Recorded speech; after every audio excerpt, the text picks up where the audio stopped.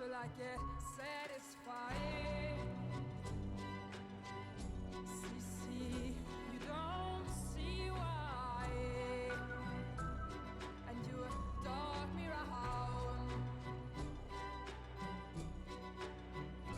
Say, don't see why people dog me around.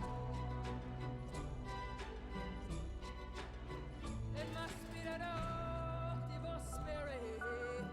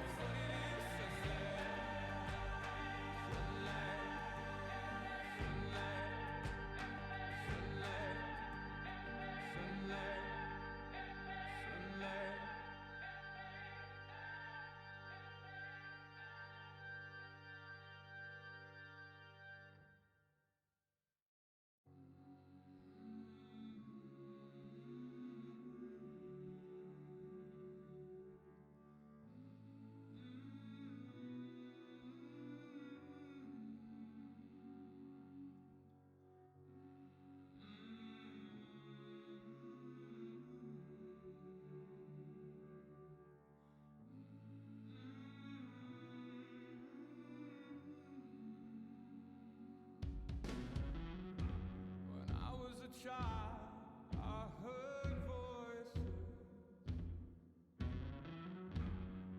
Some would sing and some would scream. You soon find you have few choices.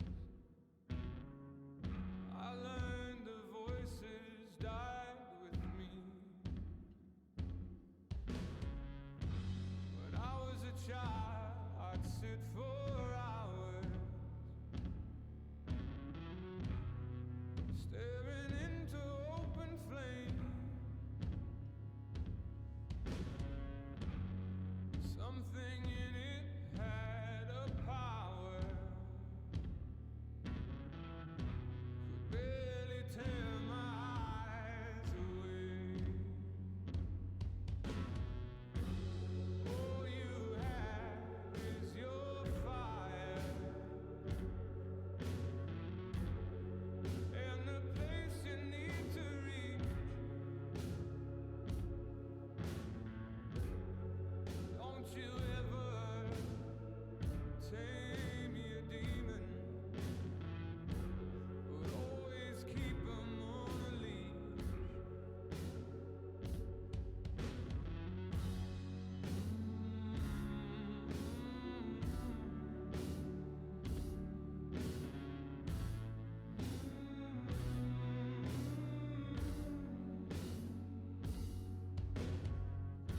When I was 16, my senses fooled me. Thought gasoline was on my clothes. I knew that something would always ruin me.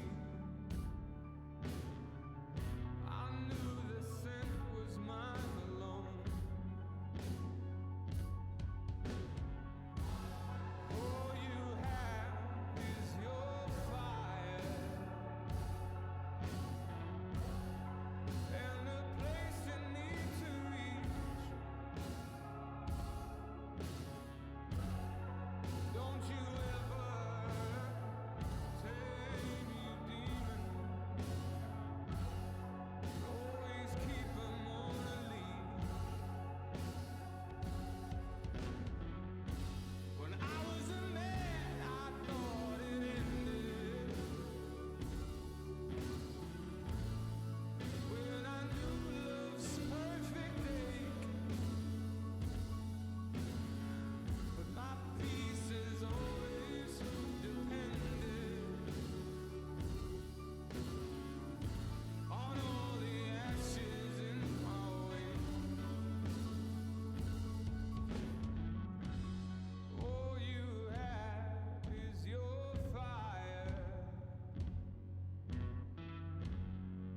and the place you need to reach.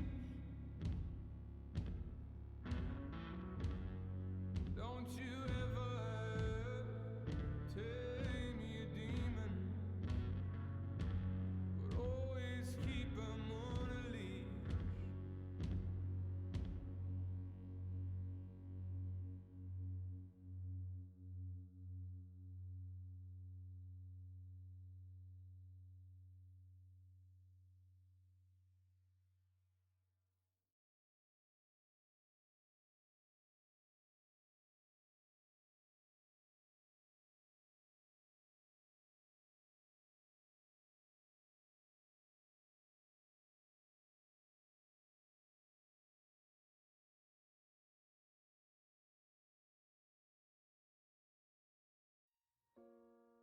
Oh, Father, tell me, do we get what we deserve?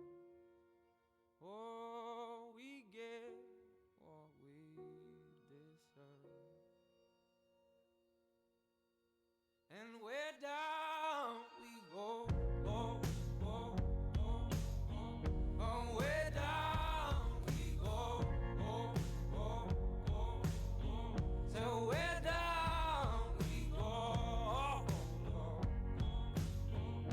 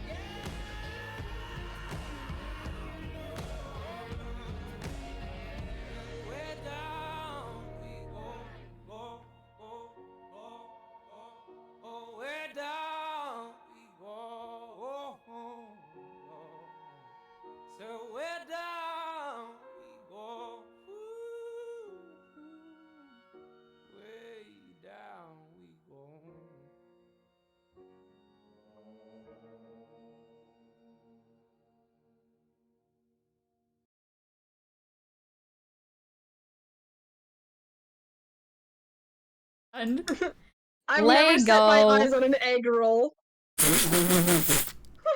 Such a good way to start things off. Hello, everyone. I wanted that to be my starting line.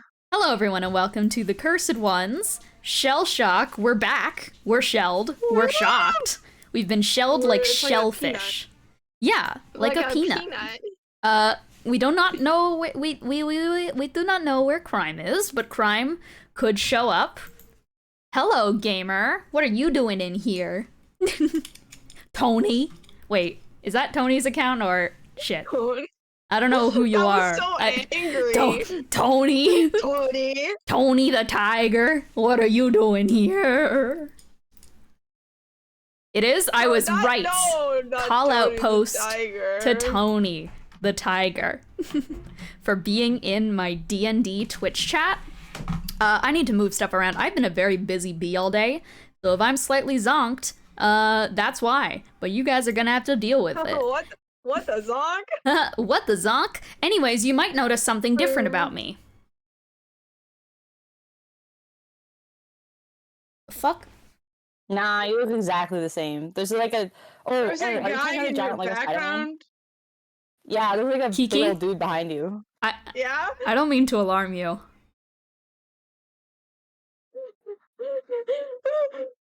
He's right behind me. Hi, welcome to the Cursed Ones. Don't ask what's going on with our backgrounds. It's very important and crucial to the D&D experience that we have Lego Spider-Man. I love when I do my little Kiki rock backwards. I have revealed him. Queeble! The secret behind the Spider-Man mask. It was Queeble all along. I just want to watch a stream. Why must I be flogged? I'm sorry, Tony. Your name is Tony. I can't put a Lego figure in the background, but I can put like a weird city. Can I? Oh. Hey, that could be Spider-Man's city. Spider-Man could be in that city. Oh no. Did it kill Morgue? Yeah, I'm hitting change background and it's not working. We're not gonna do that. The computer is not ready to handle such power. Anyways, hi. Shit, there it is. There it is. This could be spiders. Welcome back to Shellshock. It could be. It could be spiders. It does look like a Spider-Verse background, in all fairness. We have been. That's why I was like, oh, I can click on this.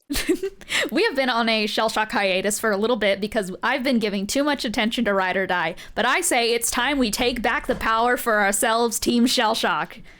Kiki, you're in both, and I'm in both. So this is for Morgue only. I'm like the kid that you know when parents get divorced. I'm the kid that just goes to both Christmases. So we're both double dipping into these campaigns, Kiki. So instead, I will just say this episode is dedicated to Morgue, who has been waiting so patiently for this session.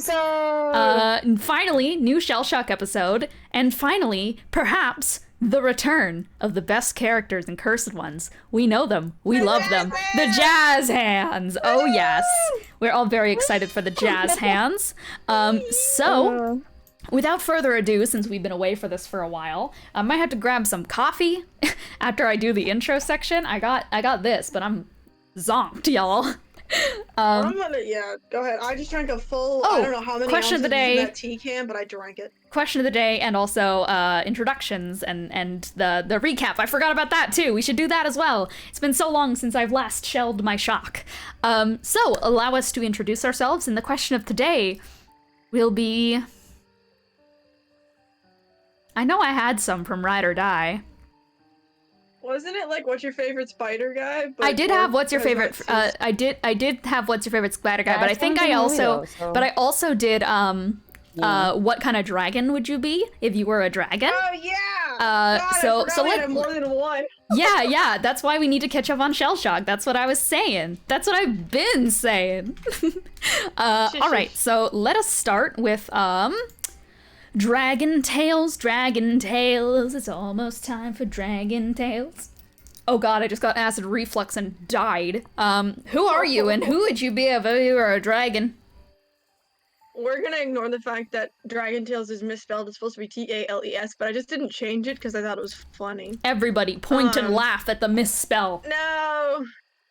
In terms of dragons, I don't think I would be a I'm gonna give like a different answer than what I gave in Ride or Die, because you know, More fun that way. yeah, it's more fun that way. I think I would not be anywhere near like a chromatic or a gem dragon. I would be a metallic dragon. Metallic. Metallic. You got it. Because they are lawful good and chaotic good. And I think give me the Mercury Dragon. It's just, Yeah. Sorry, I just read the introduction for Mercury Dragons. Mercury Dragons were whimsical, impulsive creature. I think that sums me up pretty well. They are the autism dragon of all time. Funny. Yeah. They are the autism dragon. Oh, by the way, I'm Kiki. I play Lelee in the other section of the campaign. I play Angie, but Leelee's been my like main character. Can't see shit. So yeah.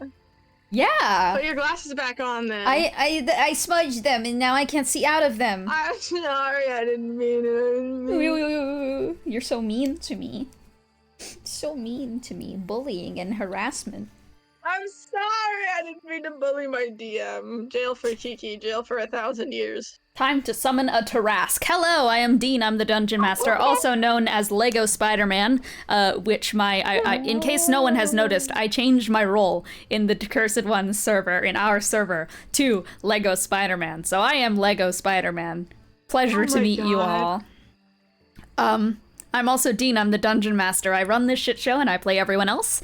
And last time I answered Moonstone Dragon. Those are very cool dragons. 10 out of 10 would be a dragon like that again. But I think in honor of the tat,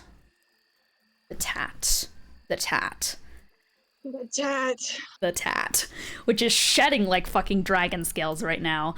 I think it would be like probably like, I forget exactly what they're called, but there are dragons of the Underdark, and they are very similar to my little ordeal going on. Underdark dragon. What the fuck are they called? Deep dragons! I would be a deep dragon, also known as a purple dragon, but very void-like, very kind of mystical-like dragon, and just a cool dude. I think they have like a really cool breath weapon. They have a psychotropic breath, which basically just makes everyone hallucinate around them, which is great. That's basically. Drugs. I feel like if I were that dragon, I would just be like saying a D&D campaign, and I would use my psychotropic breath to make everyone see the D&D game. That's what I would do, personally, if I was a purple dragon, a deep drag. I would. Hello there. Morgue, who are you? What kind of dragon would you be? I just reset. I just reset. I play Arden, and I would be, I don't know. Man, you know how like sometimes dragons can like look like people and they just wander amongst people and like they're kind of just there to observe, but also maybe to cause problems. That'd be me. Yeah, you'd be like. The details aren't important. I would just be out here to read books and cause problems. I think it's the brass dragons that like just chill out with humans and just like hang out on like coastlines with them and just be like cool rural friends. Yeah, see, I'd be like the NPC you walk up to and you like press A, and then they just like give you a bunch of like really relevant information. You're kind of like, how the fuck do you know all of that? And then I just smile and walk away. And there's like a small. That's because that's my role in real life. I do that to people. It's pretty funny. Actually. You exhale just like a tiny bit of dragon's breath, like from your nostrils and such, and everyone's like, "Whoa." And then I never show up again. That's it. I was a tutorial NPC, and then I left. You say like the biggest spoiler bombshell, and no one even learns your name. Yeah, exactly. Ideal. As it should be. As it should be. The role I was meant for. Yeah. Well, that is. Oh my god, my brain. So I need to get coffee, which is evident by the fact that my brain is actively like a robot shutting down as we speak. So, does anyone remember? Does anyone remember what happened I don't remember. I'm gonna go do my laundry thing. We because- So we're went just on a we're just tree. abandoning We went on Morgue. a tree, I think. Bye, We had a Morgue. race. We got all the thing, and I'm gonna be honest, I don't really remember what happened last time, because I can't remember what happened last time and what happened the time before that. I just know, like, a lot of things have happened. Oh, that's right, we talked to Veldrin, from the past, and he was all like, oh, I guess time travel, huh? And we were like, yeah, guess so. But honestly, yeah, I don't remember a lot beyond that. But we seem to have fixed his issues. I don't know. I mean, we found all the spells first, and then we, like, speed ran the watching of the battle. And I think we basically helped him win the battle. And then he kind of gave us the lowdown on some stuff. And then we kind of waved, and then we left. And I want to say that we're, like, at the next doors. I'm pretty sure we're at the next doors now. You have actually just received a memory orb from Veldrin. He just came and talked That's right, yeah. We hadn't done the memory. I couldn't remember if we'd done the memory orb yet or not.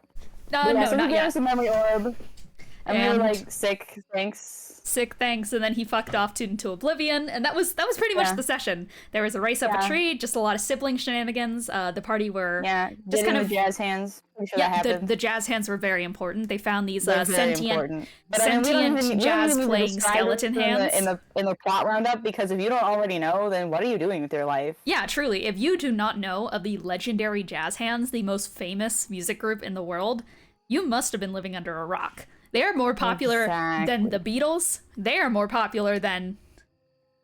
I don't know who's popular. I mean, don't look at me. Ed Sheeran? Is he popular? I don't know. I heard his name, so he must be pretty popular. Yeah, that's what I'm going off of. Who's the one who is like... who did that like awful Pride song like 2 years ago? But she was, like, comparing Pride to, like, bigots to her haters. And she isn't queer. Taylor Swift! Oh, did she do a song like that? Yeah, she did something like that. The jazz hands are bigger than... I'm, like, surprised. The jazz hands are bigger... And, like, be relatable. It's like, look, you can just be straight. It's okay. We'll forgive you. Yeah, it's fine. You're on thin ice, but it's okay. I'll cut you slack on this one, just this once. One final, the only thing to say about the Jazz Hands, which are, the biggest band in the world, is that they are actually tied for the biggest band in the world with Queen, because Queen, like, Queen's that's fair. Queen. Yeah. It's Queen, I mean. Yeah, but the Jazz if Hands. there's a song that everybody knows, it's probably Bohemian Rhapsody, right? Like, oh yeah, and it's you like take that on in any public space. I honestly am not sure if there'd be anyone around you who wouldn't know it. Oh yeah, absolutely. And Maybe if they didn't, in non-English speaking countries, that's not the case. But and anyone who doesn't know the Queen probably knows the Jazz Hands, though. It's just statistically, you have to know one of them because they're both the most popular band in the world. Yeah. oh, Yeah, 100%. I mean, but especially if you like jazz. especially. Yeah, exactly. The Jazz Hands are a classic. I mean, who doesn't like jazz? Who doesn't like jazz? Do you not like jazz? Yeah, I like. Do you have a problem with jazz? Do you want to die?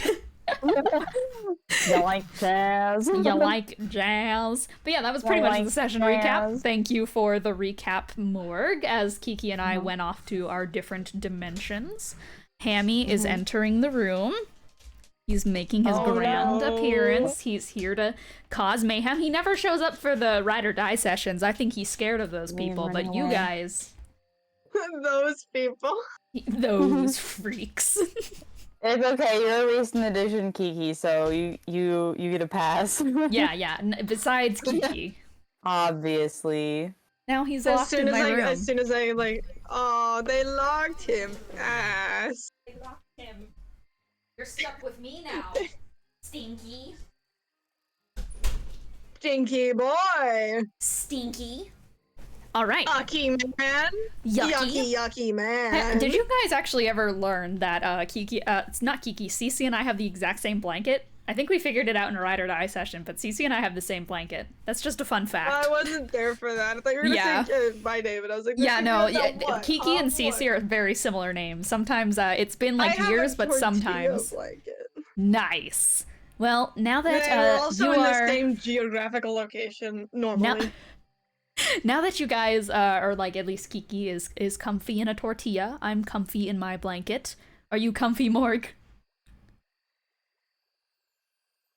Yeah. Now that we are all comfy and cozy. Let me remove the Lego. Yeah, I was gonna say, maybe the Lego can go. Maybe the Lego is not giving the vibes that we're looking for. He was still there. I didn't realize he was still there until I opened up the big view and I was like, oh. Shellshock is just a bunch of Lego figures, like... The next door, picking up the little dolls and like smacking them into each other. The next door you guys go into, you guys are gonna, instead of turning into like other people for the next door, you're gonna become Lego minifigures. All right. Absolutely. With that spoiler dropped on you guys, that bombshell that I've prepared you all for. Now I need to draw fucking Lego minifigure cursed ones. God damn it! Oh, I'm so mad that I need to do it. All right. Not sure if Crime's gonna pop in for this session. Hopefully they do at some point, but I suppose for all of us who are here, for all of us in favor, for all of us ready to return to the world of Shellshock, are we ready? We're gaming. I'll take that wiggle and that confirmation as a yes. So, allow us to jump in where we last left off with a memory orb. Kane? Presley Kane? Genesis Tunstead is gone! Owner gone! Gone! Gone! Gone! Gone! Gone! Gone! You're sat in a well-furnished living quarters of what appears to be an old wizard's tower. Fit with long brick walls and showered head to toe in tapestries and paintings depicting the face of the very man who lives within this tower. The man who you are currently seeing through the eyes of. Veldrin Volar. The score around you is rattling, overpowering the scene. Gone, gone, gone, gone, gone, gone. It comes from a small raven. One that, unlike the rest of the ravens I've described in this entire series, it is properly tinted blue instead of red. It shakes like a leaf. Veldrin cups it in one arm to his chest, but his other arm moves absolutely feverishly. You see his vision kind of grow into a vignette, only able to see directly in front of his shaking hands. Power extends from his fingertips. One you can feel in your chest is a stronger magic than what existed in most people at this time period.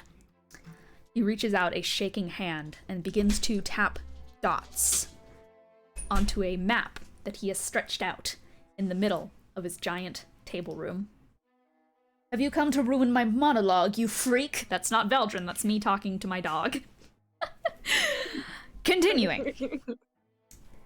He reaches out a shaking hand and begins to tap dots, devilishly sharp and violent in a glowing red ink. It's all overtop a map of old ethos.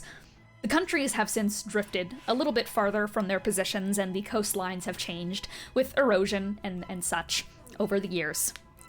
But they stay unrecognizably spaced and familiar as ethos. He places a dot on the following points. Are you gonna bark and woof while I monologue? You're gonna bark? Oh, you're gonna woof? He's a nasty boy. You're gonna do it. We survived 3 ride or die sessions without a single interruption from you, and the second Shellshock begins, you are my wretched enemy. I love you.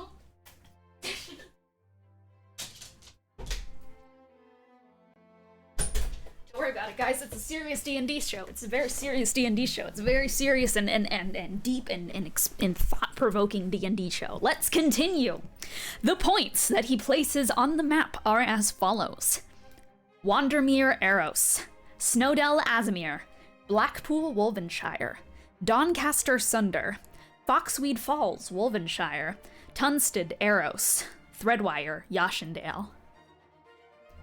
He raises a hand shakily and stares for but a moment as lines begin to grow like spiderwebs between one another. They spark with unrestrained arcana as they connect.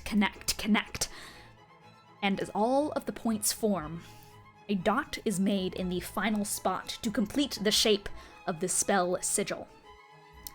The final dot is made on the Isle of Time, Sepulturnum. It forms an octagram, flashing and glowing in a sudden surge of light. Even just drawn on the map, it produces a strong arcane urge raging in a deep inferno as the map begins to burn up. In the middle of the octagram, it flashes on the page like a grim specter. An eye. Gods damn it all! He drives his fist into the nearest wall. The bird sat cradled in his arms, quickly like claws and scratches their way out, screeching in agony as Veldrin moves to shoo them away. Get out, run! He waves at the creature, biting with sharp teeth, grinding them together in a sudden rage. He steadies himself against the edge of the windowsill and grips his hands, white-knuckled against the edge of his tower. He stares out at the rest of his village. Elves swarm the streets of a beautiful town. They craft, they sing, they dance, they kiss. They don't see it like Veldrin does. They don't see the silhouette up the flower-covered hill. No! He turns sharp on his heel, not wasting a beat as he jumps into the air with a quick levitation spell, done with precision unseen before as he leaps to the top floor of his wizarding tower, finding himself past the spiral staircase, displacing endless papers in a tornado in his raging wake. With his hair a mess, he lands on the top floor. His hand twitches, shaking with rage as he casts his spells. He clashes through an arcane lock and breaks the final trapdoor off its hinges to reach his observatorium. A dome of glass surrounds the building. Stained glass depicting himself, his drow self, the one from the future. He looks towards the glass. Why didn't you warn me more clearly? What the fuck do you expect my plan to be? Oh, gods, help me! He turns back like a dancer to step upon a specific tile on the cobbled floor that depresses with a click, and he shoots a firebolt off his hand to an unlit candle, and that seems to activate a mechanism that unfurls this device from the ceiling. A spiraling arcane and clockwork mechanism descends towards him. There's a lever on the end of it that he telepathically thrusts down, and it begins to churn with a frequency only Lelee would recognize, because it's a frequency only elves can hear. It's a warning signal. And a beam of light to the sky, endless and purple as it turns the sky a devastating sunset indigo, reaches out from the wizard tower. Veldrin watches it go up, and as he does, he taps his temple and he casts one more spell. This time, sending. Get to Sepulturnum, now, please. He's made a spell sigil over Ethos. It was Genesis. Exodus, I was right. Come quick. Please. He sends the message off, and he walks to the wall of his observatorium and punches through the stained glass, freezing it in time with his offhand and collecting it into a spiral of glass around him. He takes a quick breath in and opens his eyes. Half of the town is already gone. Not from the alarm that told them to flee, but from him. You feel Veldrin's muscles go horrifically tense. You see the shock in the way his eyelids twitch open. You feel the pressure of his rising breath, the clicking of his hands, the darting, deep breathing. The alarm frequency is broken by the sound of shouting where there was dancing, and screaming for help where there was frolicking. Veldrin! One screams for help, and Veldrin can stay in shock no longer. When he takes off into the sky, the tower beneath him trembles and cracks down the middle in the sheer force that he puts back into it. He pauses for one last moment and looks down to his trembling hands before closing them. He utters to himself quietly, "Don't let my home be forgotten." Perhaps that utterance wasn't to himself, after all. Perhaps it was for you to hear in this memory. With a heat warm enough to evaporate the seas themselves, he turns around, and the glass around him turns to magma as he charges a fireball in his clenched hands. Genesis! We trusted you. We trusted you. What the fuck do you have to say for yourself? The tragedies, the colossi, it was all you, wasn't it? Why? Why? You were the first of us. You were supposed to protect us. The man turns in the middle of a burning village. An angel with the smile of the devil himself. Oh, Veldrin, you'll understand when you're older. I am doing this to protect you all. And I want to thank you for the contributions you've made. And in advance, for the contributions you will make. What? Chronology is a funny little paradox you invented, isn't it? Leave Sepulturnum. This is your last warning. Genesis cracks his head towards Veldrin and takes a step closer to the collapsing wizard tower. Veldrin takes a step back instinctively. I won't say this again! Leave our home! And leave the planet like your parents! Make me. Genesis steps into the air, his wings molt in a sudden wax-like manner as they begin to morph and stretch and burst, crackling like brittle bones as they stretch into more. 2 more sets extend and expand. From his chest alights and glows, and his arms grow and snap into longer, feather-covered appendages. He draws his limbs back around and in front of him as 3 rings appear around him, covered in colors that none of you would have been ever able to witness before. Textures of an unseen world, something altogether new. Or old. In fact, yes, old. Very old. And from the center, where these rings of power overlap, a sigil appears. A stroke of a spiraling black hole. Of planets and things above the world itself. I actually got this tattoo in reference to the sigil of the above. Icon moments.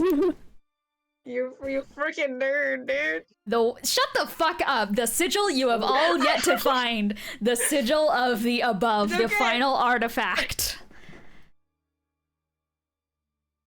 The memory ends. 3 doors open. 1 to the ship, the other 2 to something new. I'm a poet and I didn't know it. Anyways. You have both witnessed that memory and have just come out of it, and there are now, as always, 2 new doors in front of you and 1 door back to the main ship. Plunder everything, take... and set fire to the village on your way out, and don't let the DM have any more caffeine. Hey, they're lucky. That was just a memory. That was a little memory orb. Mm-hmm. And I will have more caffeine, thank you.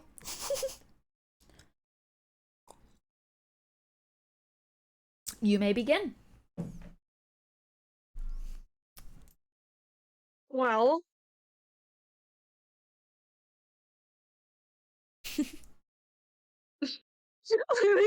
She's just sitting there with her her hand to her nose, just like, That happened. well.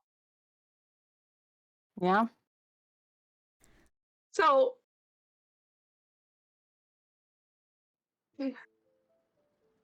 what? Because okay, so like Veldrin in the past, right, mentioned like, oh, we trusted you. Did they work together? Was this I just one guess big so. long con?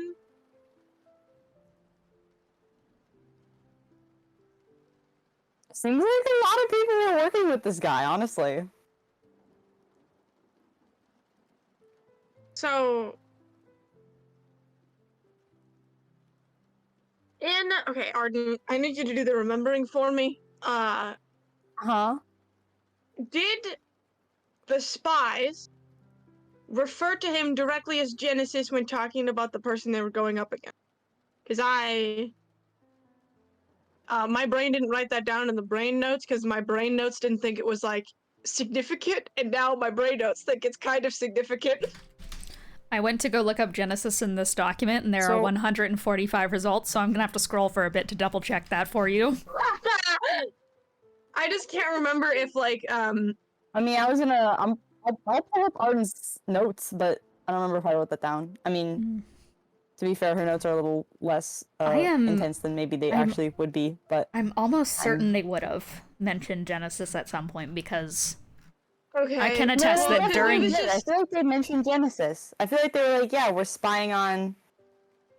on Genesis? Okay, because... Yeah, because remember when we went back in time, literally in my notes it says, tell Mom about Genesis, because he did the thing Yeah, okay. that she said was bad. Well, because if that's true, Lily's like gesturing kind of like, you know, not wildly, but uncontrollably. She's like, okay, if that's true, then Veldrin worked with Genesis even though he was like a known bad guy.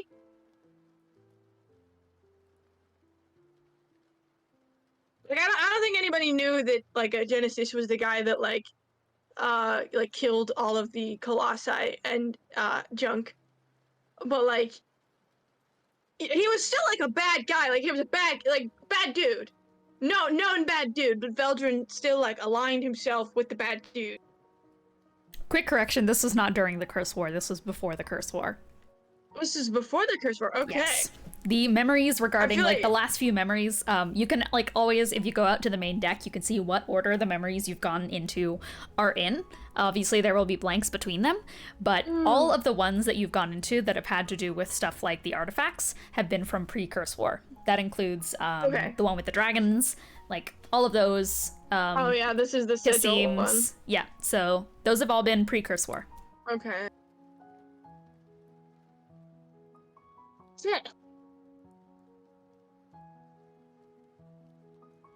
So he just fooled everybody. I mean, that does seem to be like a running theme. Yeah, I know. It's okay. Don't be a smartass. No, I mean, like, genuinely, like, that seems like that's like his whole deal. Tricking people. What? Arden, what did he look like in the memory? I can give the description because I haven't officially given it to Arden before. You'll look horrified. Yeah, I just need the description. Yeah, also just like... Because when I punched him in the nose and climbed out over top of him, he briefly had, like, horns and stuff instead of being all angelic looking. He looked all... Yes, so typically he does look very... In these past memories, he has indeed looked very angelic in nature. So kind of like that kind of... It's more of an Azamar type angelic when I'm speaking of angels in here. That meaning like the kind of like multicolored, abnormal, like the blue skin is what he has. He has this blue skin with like these pepperings of like silver kind of flakes everywhere. His color scheme back then was primarily blue and silver. And... over time, over the course of like how these memories have gone in order, every time you've seen him, he's gotten like, with this being the most recent that you've seen him, he's slowly shifted to a hue that is more fiery, more infernal. So kind of, he has like, now at this point in what you just saw in the memory, he has been growing a little bit visibly more monstrous, but it's clear he's been trying to hide it in some way. You can see the blackened fingertips that kind of go up to almost begin like a black orc sleeve around his fingers. That is always there now, but he tries to hide it with a dusting of like silver over the tips of it, but it easily rubs off whenever he casts a spell. His wings are slightly molted, no matter what. They always have like this kind of darkness beneath them that is kind of like just this ephemeral mass, like a portable hole kind of texture to it, and it is like a creature wearing the skin of a human. Like it is quite literally the appearance of like a demon wearing the skin suit of an angel, where he has all the hallmarks, like the eights, like the octagram halo, which is another thing. He has a halo that is an octagram. The wings, like the fluffy wings, the beautiful, perfect hair, the glowing eyes, like the conventionally attractive body type and shit, and just sheer shenanigans to his whole appearance. But it's all slightly sagged, it's all slightly warped in ways that are just like, you look at it and something's wrong. Yeah, and when I punched him in the nose, he just like went full devil looking. Yeah. Oh. Yeah. So I'm gonna ask a very weird question. Oops. From what Lelee can remember from when she still had her eyes, in Wolvenshire in the Temple of Genesis, was this skin saggy sort of appearance a thing? Because you described him as just like a guy. He didn't have any of the melting skin features, so to speak. Are you referring to the Genesis you found in the temple? Yeah, the Genesis. The quote unfucking quote. Sorry, that was mean. I'm sorry. Quote and fucking quote. Getting my ass severely. I had to channel my inner Sharpay there. While he did have those kind of tendrils of corrupting rot that kind of just like wrapped around from his neck down to his chest, which had that large eye in it, and he did also have these like blackened, long-nailed fingertips. I believe I described the horns in the vision with you, Arden, and if I did not describe the horns in this manner, then forgive me, because this is the actual intent of the DM, and I might have messed up somewhere along in role-playing, so if my description was wrong in the past, consider this a retcon, because this is the truth. The horns you saw him grow when you punched him in the nose that one time were jagged and upwards at the top of his head. The ones Lelee remembers are spiraled downwards. That is the main difference. But he was definitely very sunken and fucked up, the Genesis he found in the temple. With the note about the horns, Lelee kind of takes a moment and, by the way, crime's on their way. Crime's on their way? Poggers. Yeah, and like she crosses her arms and just considers something for a moment. She's like, okay, I know I haven't been able to see for like a really long time, but the guy who we thought was Genesis in Wolvenshire, his horns didn't go up that way. They went in like a circle. Like they went back instantly, or did they like go up and go back? No, they was like I don't know. They didn't go up. They went back. You're asking me visual things that I don't remember. They went like from the side, back and down under the ears. Yeah, they're pinned in Art's channel. Yeah. They went like back. And it's like, well, I mean, that's not what I saw. And I mean, considering I punched him in the face, I don't think he like meant me to see them. So I feel like they were probably the real deal. I don't think the guy we found was the right guy. Now I feel kind of like bad. And I mean, what can you do? Apparently, Genesis has been possessing that other guy, like maybe this. Yeah, the conductor. So that was a very, very big point of anger.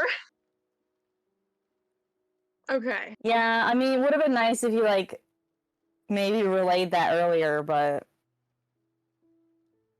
oh well, that's in the past now, huh? When you're being possessed, it's kind of hard. Okay. So on the list of things to do when we get out of Bennie's brain, contact Wolvenshire. Don't put that guy in prison. Okay. Okay, the memory implied that, God. Genesis has the sigil? Had, at the very least, in the past. Had it at one point. But at one point, he fucking lost it like a loser. Like a stinky. Yeah, Lelee's there and she's like... Really gotta improve on that one. Okay, so... operating off the assumption that he never lost it, we are like 100% totally fucked. Yeah. Because he has... Okay. So maybe he lost it. Maybe it's a thing that like you have to do all of this stuff before you could get it again. You know what I mean? Yeah, Wait, yeah. Joker like, said Exodus! This is from before the curse. Bennie's older than I thought, I guess. considerably. Jesus. Yeah. Yeah, sure. Seems like.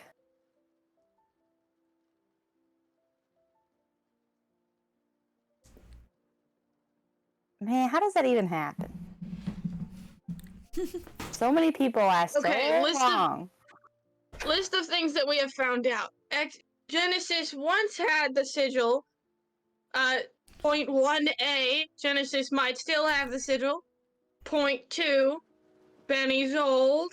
Point 3, there might be like a bunch of conditions that have to be met to get the sigil because, like, if all of these memories, like, I don't know, man.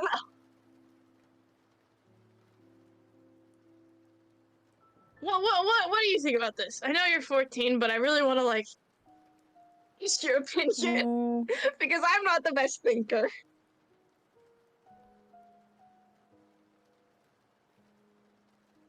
Honestly, there seems like there's a lot of stuff happening. I don't understand how anybody is living that long. It seems like maybe he came from not on this planet, which certainly has some implications. What the I don't know hell what is that a means. planet? Do you think he lived on a... actually, for context, does this world have a moon? Yes. Okay. Do you think he lived on the moon? How would he get up there? I don't know. People could, like, fly. Remember, we were I mean, in I space for a kind of little thought that, while like, because of the whole, thing. maybe. I On a mean, I kind of spaceship. thought that when Veldrin was saying, like, your parents, he meant, in the way of, like, oh, your parents are the gods. Hi, Bennie. Or do you think he just threw them really hard and they just, like, disappeared out of the No atmosphere? worries. I was on phone with the It's just- hospital, but I'm Oh, back no. now. Oh, Oh, are you okay? Oh, Oh yeah, my kidneys, they played too much Skyblock, and I have an infinite cobblestone generator going right now. No. oh Is it no! making obsidian instead of cobblestone? It is, and that shit No. hurts, bro. No, not the obsidian.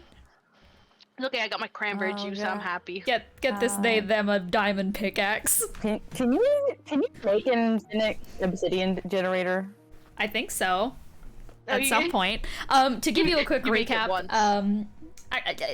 Bennie basically fell asleep in that whole puzzle with like the all of like the spells. And Lelee and Arden managed to solve it. They recruited a couple of skeletal hands called the Jazz Hands, who are now part of the group. They're just detached skeleton hands. They have no skeletal body, and they just tap jazz wherever they go. They're very important. Thought you should know. Veldrin Volar showed up from the past. Holy shit. Yeah, past Veldrin showed up and was like, what the fuck? And then gave the party a memory orb. In that memory orb, the main things to take away was basically that Veldrin like had sent out a message to Exodus and was basically like, yo, your fucking boyfriend has been behind the slaughtering of the Colossi and such. Get your ass over here. Oh my god! And then Oh my god! Liz, he's fucking purple guy. No! Bye. No! I know just enough for that to be funny. Yeah, he's fucking purple guy. Anyways, so, and then basically the other things to take away was that there did used to be a island called Sepulturnum, which is no longer on the maps, and Veldrin, I think we might have Atlantis it. maybe, who knows, and basically during that fight that we've kind of like, in this campaign, we've kind of danced around this fight for a while between Genesis and Veldrin, throughout like multiple memories through multiple characters. People have seen this fight of the century that has been going on here and there. But the additions to it is that during the fight, Genesis had access to the Sigil of the Above. This is the first time you've seen the last artifact ever. And the last artifact is this. It literally looks like this. I got a tattoo. And it was inspired off the concept of the Sigil of the Above. Swirly. It's swirly, and then it's like a hole on the other side. So I love that. basically, that's the vibe, and the party are currently discussing the whole deal with Genesis with Grimoire, because like that discovery that Grimoire is seemingly being possessed by Genesis, etc., etc., etc. And there are 2 doors in front of you guys for whenever discussions are done, but that is the rundown for you. We may continue. Hey, Benny, did you have a good nap? Rubs his eyes a little bit. So sorry. Really knocked myself out there. Good morning. The jazz hands play like a little, like a... In basically, they proceed to tap out the rhythm of good morning, towards you, and then they spin around, they do like a cool waltz with one another, and then they all flip back onto the shoulders and like skitter down Arden and Lelee's back and into like their proper holding space. But the jazz hands greet you and then realize it's time for tense negotiations, so they head into the bag and there's the tense thumping of like do do do do do do do do do do do do do. Hey. As they those are score. hands. They score your discussion. Hi, Benny. Hey. This is gonna like, I know we're in your brain now, and you like don't have any memories. That's why we're here. Do you know anything about Sepulturnum? Like anything, maybe? Dig in that little head of yours, that big head, bigger than mine.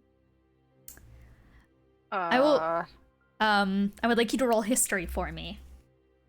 I love history. Let me hit that. Wow. Where is it? History.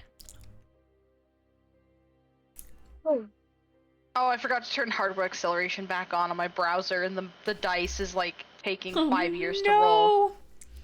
POV, Also, it's 8. you are Morgue's computer. Morgue computer simulator? It's kind of like my internet. My computer, I think, is fine. But my Morgue internet simulator. Holy shit. It was an 8, you out said? here. Just a measly 8. A depressed 8, if you will. It comes back to you a bit. Not in ways that you can recall the exact history of Sepulturnum as a country. Like, you're not able to recall the towns by name or anything further than Sepulturnum. There are theoretically continents in the map, by the way. So, like, theoretically, like, Sunder and Yashandale are a continent, and, like, Eros Azamir are a continent. Wolvenshire is a little bit of, like, an Australia-like continent ordeal happening. Or like a mini continent, but they're all kind of like country-sized continents anyways. Anyway, it's a very small world. You remember there being in every single documentation of like the world, and you were very involved with like bringing the world together and making sure that the world was safe, especially during the slaughtering of all the colossi around your time. Hello, Hammy. Sit down. Hello. He is levitating. Holy shit. Oh my god. Levitating creature spotted on film. Did you see that? In the corner of the screen. Okay, anyways. I got Red so circle. distracted. Red circle. Pointing emoji. So you remember on almost all documentation you would have Eros, Azamir, Yashandale, Wolvenshire, Sepulturnum. Sunder. I fucking forgot about Sunder. Sepulturnum was always there. Thunder did not exist. You had frequent communications with Sunder because you were friends with both the founder and kind of the leader of Sepulturnum, who is, of course, Veldrin Volar. Oh. And you remember, as the Curse War began, you no longer needed to take records on Sepulturnum, because there was no Sepulturnum, to your knowledge, that existed anymore. It was a place long time ago. But when the war started, we kind of just it was gone. Sorry, few gaps. No, I'm just. Benny. How does an island just disappear? How does it just go also, away? I know this isn't Benny, your you fault. know- This is not your fault. I've been wondering this for a while, and it might be rude to ask, but like, how old are you? And how? Well, how old do I look? Ask that I question don't know. again and look me in the eyes when you say it. Okay, Yeah. sorry, let me rephrase my question. Not Lelee, my sweet Lelee, who does not see. Cannot see Lee.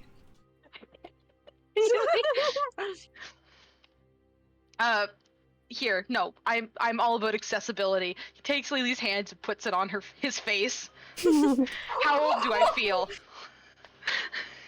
You feel like the slight kind of like the different textures between his salt and pepper hair, because like gray hairs are thinner and Yeah. kind of rattier by nature and how they feel. So as you kind of run your hand down his well-groomed beard here and there, that has been yeah exactly POV. You are Benny.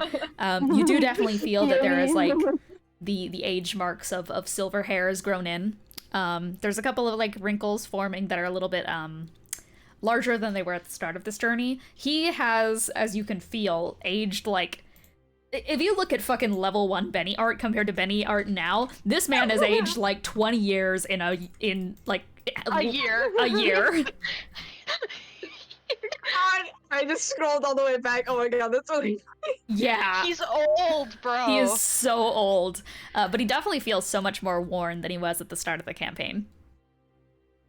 Yeah, she sits there for a second and she's like, okay, first of all, you feel like, in terms of human years, you feel like you're 50. In terms of what's going on, how did you get older in this span of time? When I first met you, I thought you were 20. Oh. What is this? Yeah, you got like gray hair, so I was gonna say like I don't know, maybe 50. Feels like Okay, gray hair by 50 for sure. Is this like an Asimir no, thing like- where you age faster, then you you're stop aging faster? Is that what's going on? You're like really old according I to all would this stuff. multiply like, that by really like old. 20? I think. Alright, I'm hold on, really I just old. asked you to Oh, do wait, you basic only remember 20 basic years of life? multiplication. Oh my god, Benny. It's 1,000. It is 1,000. Yeah, I'm like, she sits there for a second, she's like, Okay. Benny? I mean that. All right, cool. Well, that's really old. Congratulations, I Benny? guess. I miss my wife, Tails. Can I just quickly say as a fact that the year in Roman numerals of Cursed Ones is M. M stands for 1,000. Yeah, she Yeah. sits there for a second and she's just like, Benny? Then you've been around Benny? for like as many years as there've been years. Oh yeah, it What did is your just turn social M, didn't it? security number? Oh my god. Yeah, my social security number is 1. Benefits? How much money have you made off of that? My God. You are 1,000 years old. You're single-handedly take. bankrupt from the social security. Give or take? What do you mean, give or take? Oh yeah, I decided to age another 10 years. When you get past when you get past double digits, you start to forget things. I'm 123. Oh, you mean like into the triple digits? Sorry, I was gonna say I'm in the double digits. I I'm don't in think the I'm triple in the digits. When you pass 500, you start forgetting things when you're not an elf. What? I mean, I guess, but like, I think most of us just want to know, like, how do you get 1,000 years old? How does that happen? Bad relationship. What? I guess. So basically, you just have a he's just bad holding his attitude head a like little bit. forever? Okay. Second question. God, Are you a really normal? long time? Yeah. Do you guys want to roll like Arcana on Benny or something? Yeah. The Benny Arcana roll. Can I help action by like? Yeah, moving yeah, on to help an action. elf? You guys can just chop off Benny's arm and count the rings. He's a tree, bro. Unfortunately, Lily is stupid and got a 9. Nice. Yeah, I don't think I I added will anything to say- Arcana.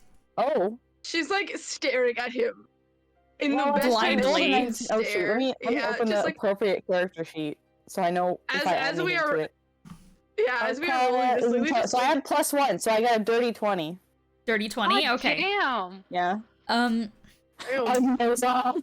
You're just like studying, Benny, because this is like fascinating. How can someone so hard? like even an Azamar, how can an Azamar live that long? Of course, in Cursive ones they do have longer lifespans and such, just like slightly. I consider them to have like a full lifespan of like around like 300 or so in Cursed ones, but 1,000 is fucking 1,000. And you are 1,000? That's a pretty long time. Yeah. I'm just sitting here like, wait, but if all you have to do is have like exes who hate you, then is my mom gonna live like even longer? Like, what the hell? What the hell? Upon studying Benny closer, I think the thing that comes to mind first is, man, it's so hard to say for Arden because Arden hasn't been around the party long enough to really experience them. It could be a situation of like, because she hasn't been around them long enough and because she's not used to it. Yeah. I think just what you notice is that as you're like squinting and trying to like suss out the arcana, you know, like when people get older, they kind of like have that flushing of their face that's a little bit gray and such, and things kind of get like, you get more speckles here and there, age spots and such. You spot those on Benny, and they have the same sheen to that of the artifacts that you have seen in these memories. It is a rich kind of like ambrosia, nectar kind of color-ish thing where it's like a godly gold. My face is making the same expression as Cece's right now. My camera's not on, but I hope Kiki. they are. Cece. Yeah, Cece's here. Real? Cece real? I'm so sorry. It's how do I say it? His lifespan appears to be something obviously beyond regular humanoid occurrences. There's something with a quality to that old man face of his that appears, dare I say, godlike and celestial. I mean, Lily's kind of sitting there, she's like, Benny, are you like a normal Azamar or something? Because I'm sorry, I don't know. Like, I think... Did you just like up your god factor somehow? I have back What? pain. That's pretty normal. Sorry, hold on. Wait a second, Benny. Arden, what did you just say? Genesis? Oh, what did you say before that? I was gonna ask if this is somehow the consequence of having sex with Genesis. How old are you? Okay, first of all, that's not how that works. Second of all, Fair. do you think it was just like exposure? Third of all, third number, Immortality I've like, drank Benny's blood STD. before. I've drank Benny's blood before, and it didn't make me. Diseases from having Benny, sex give with me your people. arm. So Okay, here's my arm. maybe this You is may the have it. same. I give my arm Yeah. to my silly vampiric child. This is what doctors will call in the future blood testing, and she just. Arden, who is trying to explain the dangers of STDs, watches as Lily bites down on Benny's arm and just like. Pretty sure there's also an blood attempt to- diseases. Hey Lulu, how do you feel about having an even longer lifespan? I feel like with a mouthful of blood, she doesn't even swallow it. She's like, huh? Yeah, Aw. you know, it's like immortality, but it's a disease, bloodborne or STD. I don't know. I I don't have blood. Like, Wait. he said he was cousin his ex, and like, I can only think No, of so wait a many second. ways. Unless his Okay, ex is just like if Lily- radioactive. Is Genesis just like radioactive, but for like, Immortality. but like, If you know, Lily for like doesn't have radiance? blood, would she be able to physically contract an STD? No, not bloodborne ones. She would, like, her body would flush it out as Ow. food, and, like, she Yeah. would theoretically have the. Why are we talking about this? I'm just Lily's trying to never see gonna if get she an can STD. swallow it. No, she's just gonna look at Cursed Arden and just go, Ones, every character in the Cursed Ones practices safe sex. There is no dangerous sex Yes. happening in the Cursed Ones. Well, speaking of The only safety, Lily's dangerous gonna sex swallow that was the ever mouthful happening she in the has. Cursed Ones was with whatever the fuck Veldrin and Greyold had going on. See, I was gonna say, I feel like Benny having sex with Genesis is just like inherently dangerous sex. That too. Because it's with Genesis. That was also yeah, dangerous sex. Is it dangerous sexually, or is it dangerous like in other ways? Like, are they having Yes. sex like in somewhere with knives? Like, that's my Yes. question. They out, Okay, okay. they out there fucking in the godly octagram. The answer is yes to all of those. Benny take 3 piercing from the bite damage, and Lily's just gonna give Arden a look because she has no idea what she's talking about. She's gonna swallow it just to say, "What do you mean?" Well, I don't know. Maybe you don't really have blood, so you're probably fine. But like, there can be diseases, but in blood, and then if you have the blood in you, then sometimes you can get disease. Although does that happen if you ate it, or if you have to like put the blood in your blood? It might I depend on what don't it have is. blood. So you're probably fine then. I don't know, but that stuff is now in me. Yeah, it's probably Um, fine. You might be a little extra immortal until it's like eaten, until you ate it. Holy shit. Lily does gain like a slight golden flush. That is very similar to Benny's for but a moment. It's nothing too much to give you like an It's effect. like a firefly. You would need to drink a whole Benny to get the experience of being a Benny. Probably don't drink the whole Benny. golden Although I guess experience. if you Yeah, really do wanted not- to, Do not drink then the you can whole just, Benny. like, Horrible type it off joke. blood into a Like to blood make a bag, and JoJo eventually you reference can to just the like, D&D, swirl up so- as much blood as would be in a Benny, and then you could drink it all at once. True. This is the real Like, blood immortality transfusion, potion. Okay, But hold on, most I need to test reasons- something. She pulls out her jar and she tells the jar, "I want Azimar blood, specifically." The jar changes its color on the inside, and you do indeed see as it becomes this kind of rich gold color. But I have an example to show you real quick. I love examples. Okay. She I was- still I- got I some of was the blood thinking that to she ask drank for from Benny Benny's on her blood face. specifically, so you could just like suck down an obscene amount and just. No. I mean in like a way of like, does this look like the blood that is on my face? Because I've still got some on my face. Does it look the same?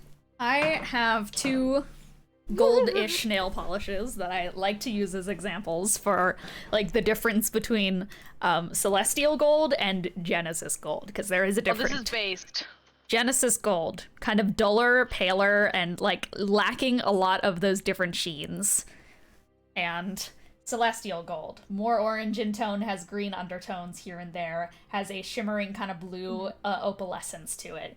Here is the difference to nice. them side by side. They look very similar. When they're Okay. further apart, they're more orange. So, Is The- the blood on? Yeah.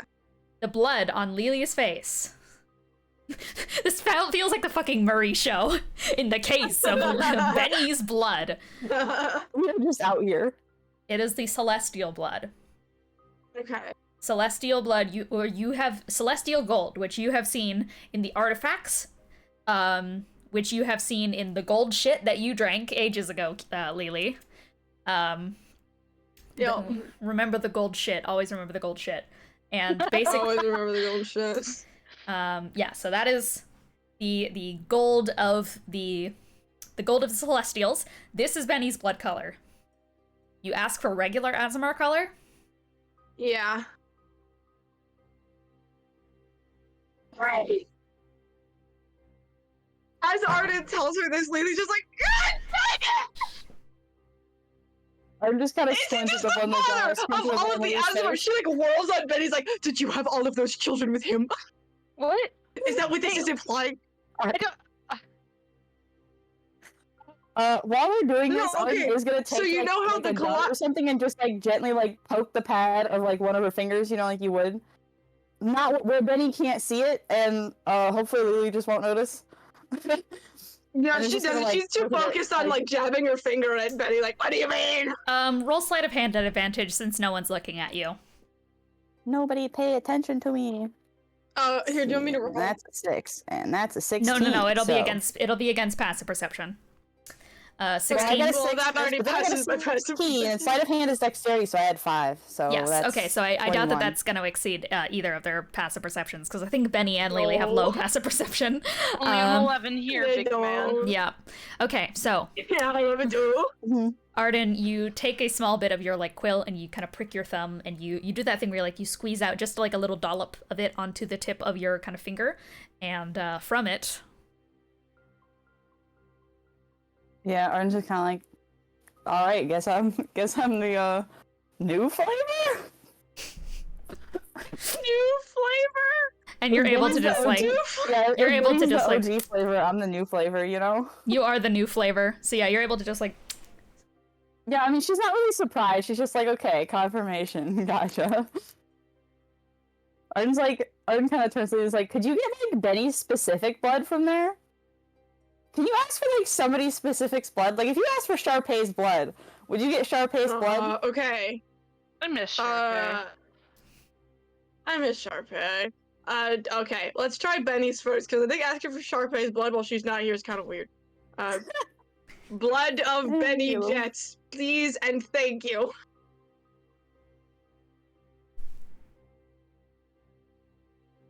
it is Is indeed that the it? celestial.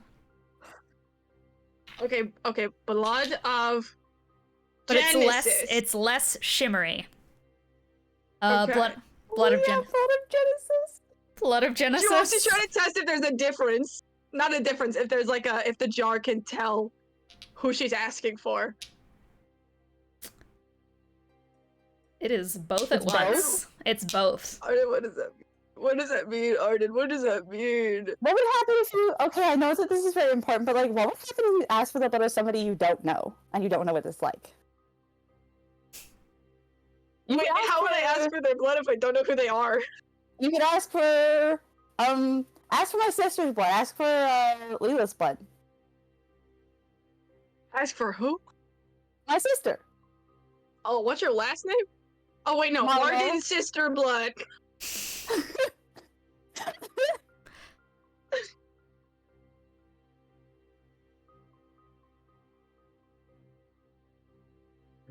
Okay. The jar flushes out and turns into water. Ah. Oh, interesting. I wonder She drops that the makes jar sense. because she's scared. Oh, You're scared. it does You not spooked her. shatter. It just, like, does goes- not shatter. It doesn't. It just goes like splashing on the ground, and she's like, "Oh." Oh, yeah, that's definitely not what Leela's blood looks like, so... Oh, okay, well, sorry, I just really wanted to know if it would work. Does this mean that you've technically seen Genesis's blood? Is that, like, the requirement here? Or do you have to have tasted it? Or... I could try then. The implication is that I tasted Genesis's. I never bit that guy. I'm Yeah, not I going never to want to bite disclose. that guy. I'm not going to disclose things, but I can give it Benny? a try. Benny Jets. You. Oh, Paul, isn't that, like, a thing people do? They, like, bite each other? I mean, I'm not explaining this to you, Benny. Shut up. I don't. We're not talking about it. We're not talking about the past. I can't believe the No. hypothetical that was being talked about in general chat has become a reality. But it's worse. Wait, what? It is, Benny, did you Hey, Benny, take the jar and attune it, please. I don't want to listen to you talk about this anymore. You like Okay, shove I don't the want to jar. talk about it anymore. You shove the jar into Benny's hands, Oh. and Benny, you can like as a bonus action just attune it, and then it takes 1 minute to unattune. That's the ruling for my homebrew rules. Yippee! So you're able to attune Yay. to the magical jar. And what do you want it to produce? The alchemist jug. Please make Genesis's blood. Genocide. When you think of Genesis, do you think of Genesis now? Or do you think of Genesis then? Which one comes to your brain first? Honestly, this has all been stuff in the past. He thinks about past Genesis. That's the first thing that comes to his mind. fully celestial.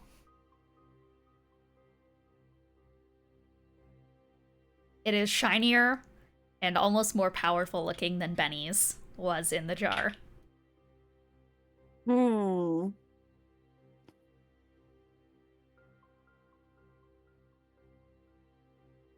Hey guys, we've seen This, the blood of the various pea gods, right?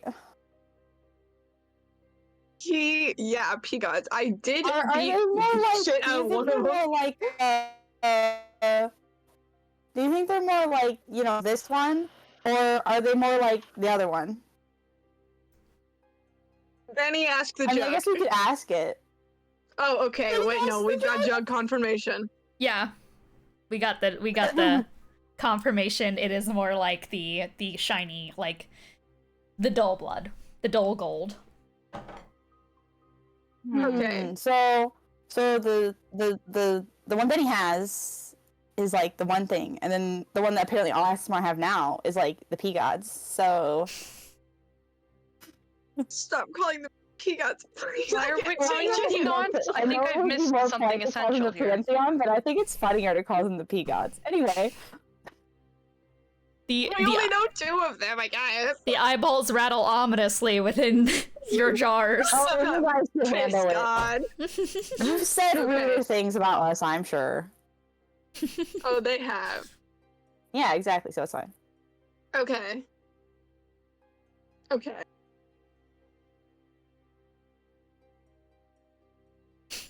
I'm connecting the So- dots. So I guess maybe I'm like just thinking. the original gods all had the oranger one, and then all the new gods have the duller one.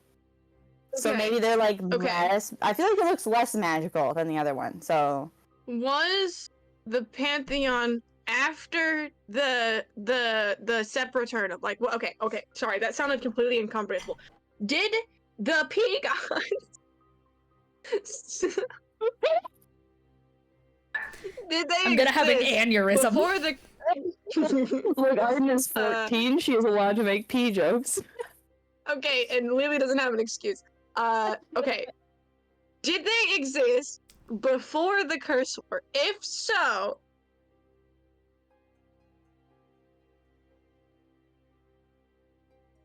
Connecting the dots. were they made after? Were they made Well, that's like the after new flavor of God, right? Like they're the Yeah, they're the okay. newbies. They're the Were they up-and-comers made- or whatever? after the fight that Veldrin had with Genesis? Is that knowledge that any of us we know? could just ask for Genesis's blood at very specific points in time and see. I don't know if that's how. Pre-Veldrin fight Genesis blood, post-Veldrin fight Genesis It blood. sounds like you're Just asking like for a like- specific like Minecraft Genesis- update. In update 1.5. Yeah. Genesis blood from update What was the patch? 12.3.6. What was the patch notes of Genesis's blood? What was the patch Moon notes Shimmer. of Java 1448 from 1.7.10 Minecraft? So real. Okay. I guess I can like give this to you guys as just like a freebie. If you have been within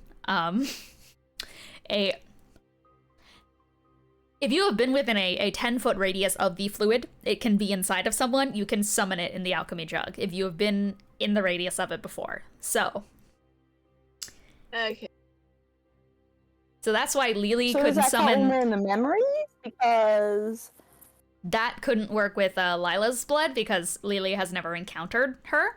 But yeah, like, you've never been within 10 feet of my sister. yeah. So people who have encountered like, if you have encountered a blood type in the past, like Lelee, if you had the alchemy jug before you were a vampire, which I think you did, you might not have, I forget. And you said like my blood before I was a vampire, it would be your red elven blood. So you can like bring that shit back. It will not have its magical qualities, need I say, Well, yeah. but it will have the appearance. So any point in time, if someone who is attuned to the jar has been within that 10-foot radius of the liquid before, they can summon it into the jar. Okay. I'm do gonna have to be imagine us crazy experimenting with this insane until really we quick. figure it out. Okay, so I'm gonna be a little wild, a little batshit, if you will. And she she ruffles her back look a little bit just for sillies. Okay. The sigil of the above. You go up. We've been within 10 feet of Jay. What? Wasn't that the lady we met in... What was the town? Was it Wolfenshire? That we all met in? Threadwire. Threadwire. In Threadwire. Because, well, I was thinking of, like, how do we test if it's, like, you know, the different gods? I mean, presumably it is, but, like, haven't we been within 10 feet? Bennie asked for the blood of spontaneum. The blood of spontaneum, please. Because we've been within, like, 10 feet of them. Not 10 feet. We've been in the same room as them. Sorry, I'm metagaming. We've been in the same area. So you, just to re-clarify, the last liquid you guys had in the jar was Genesis's, right? Like, but from the past? Oh no. What's gonna happen? The jug, like, spins a little bit as if something has changed, but the quality of the liquid has not changed at all. Aha! So, Okay. the Pantheon have the new blood, and the other guys have the old blood. And at one point, Genesis had one, but then he started switching over to the other. So, and is now like halvesies. okay. Suspicious. Okay, sigil of the above make you go up. What if after he used the sigil of the above, he went up, and that's why his blood is different? And like the reason it takes it, he might not have it anymore because it takes like conditions, so he only used it once. I mean, maybe. You but where do youngins you are think it so ended up smart. then? I'm so proud. Dude, I'm gonna tell you right now, Bennie, that is not anything coherent. You're doing better than me. I mean, You sit your old man brain down. Then what do you think happens to it after? And how old is my blood? Is it old blood or is it new blood? Yours is definitely the old blood. I mean, your blood always kind of like resets. Yeah. Anyway. Maybe it's like the sigil is like you put it on the person that's supposed to do the stuff with the artifacts.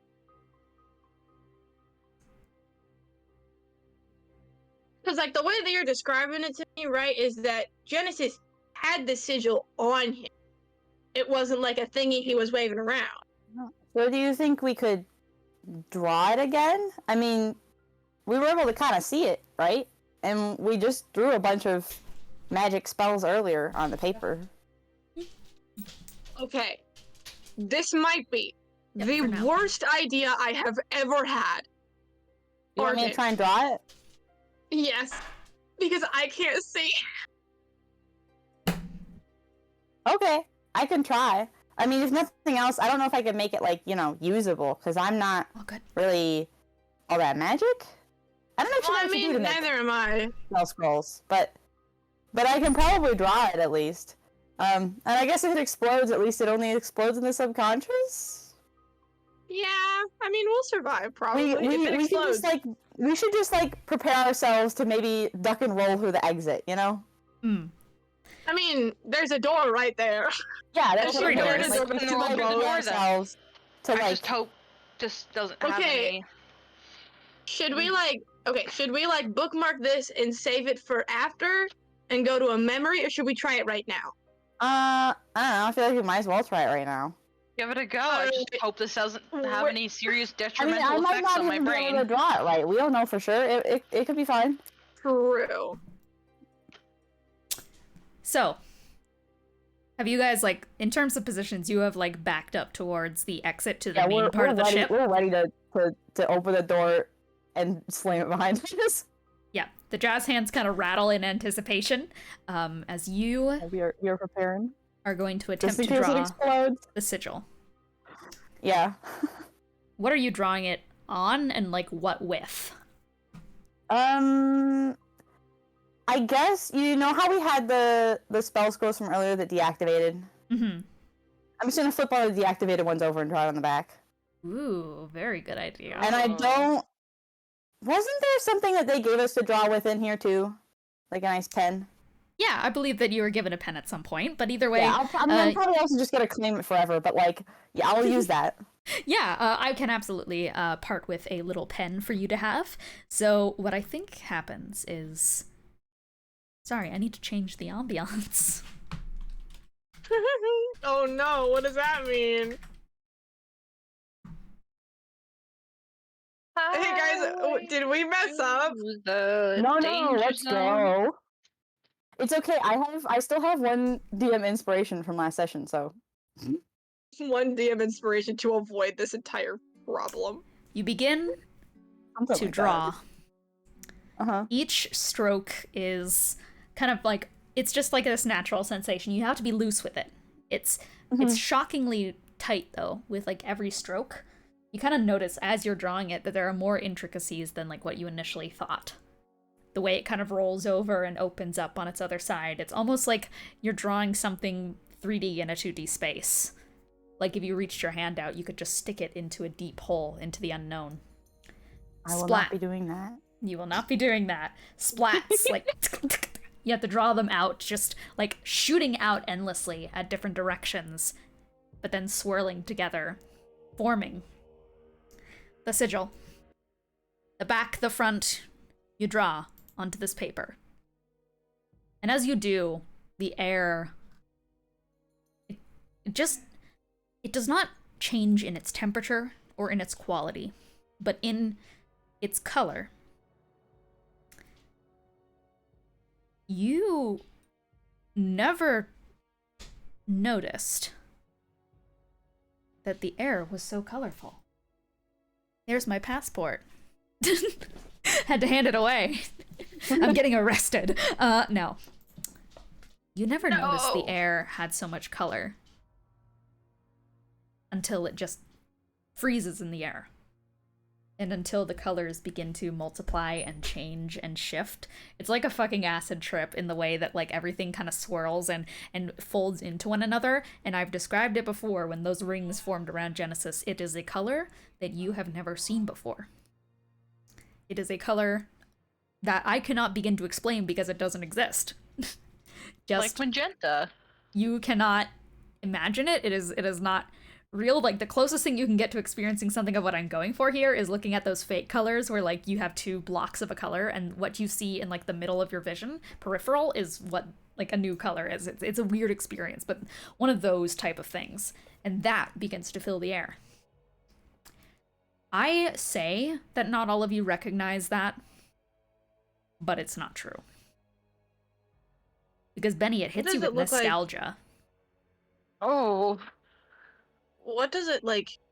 Can Lelee functionally, because she doesn't have eyes, does she still see this because it's so like incomprehensible? What does it look like to her? You can almost like, you like feel it. Everyone else doesn't feel it, but you feel it. It feels fresher than air can get. We live in a society, but we live at a point in like modern life where air is always a little bit polluted. Just like because of our sheer presence, because of like where we've been, etc. It is near impossible to get what is just like pure, filtered, clean air. So is this like if you stood outside in the middle of Antarctica and just kind of inhaled? Yep. Yeah. But like more. More. Not cold, but also more. Yes. That's kind of it. Just like untouched air. Unbothered. Moisturized. In their lane. Moist. In their lane. In their lane. Bennie, it is familiar and nostalgic to you.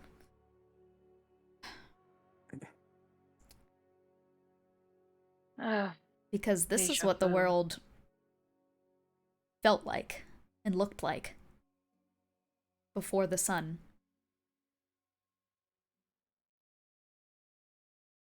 Before the what? Yeah, sun's new. Also maybe evil. Keep up. I know that. That's fascinating.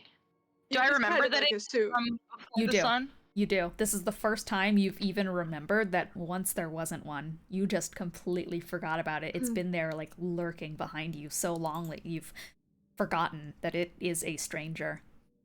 Good I'm gonna grief. make a joke about Arden unlocking a new part of her brain, but like, It's. I guess that's real.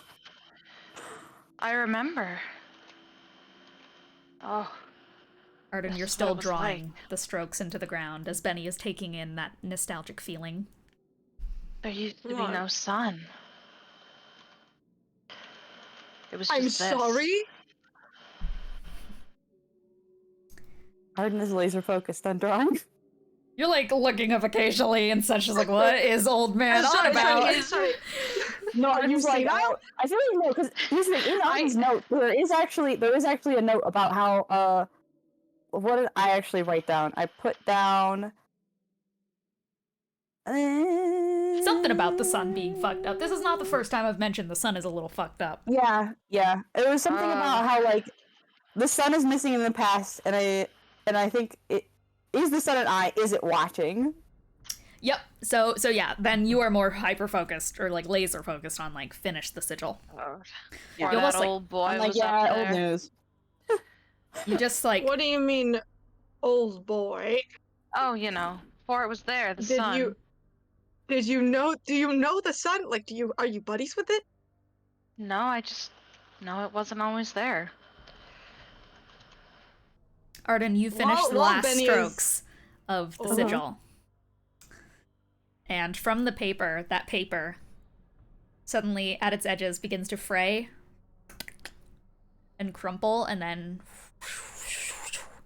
raise up as a small, like, shifting, ever-colorful orb in the sky. Orb! That then, like a nebula in the sky, stretches out and begins to spiral around the air as well, giving more of, like, that ephemeral, like, out-of-this-world appearance to everything, Oh, beyond really your healthy. wildest imagination. And Healthier than I've ever been. it is going to turn into a small moat inside the air, just like a small orb. It all just, like, it expands out for a second as if it's breathing in for the first time in such a long time, and then it compresses into a very controlled sphere.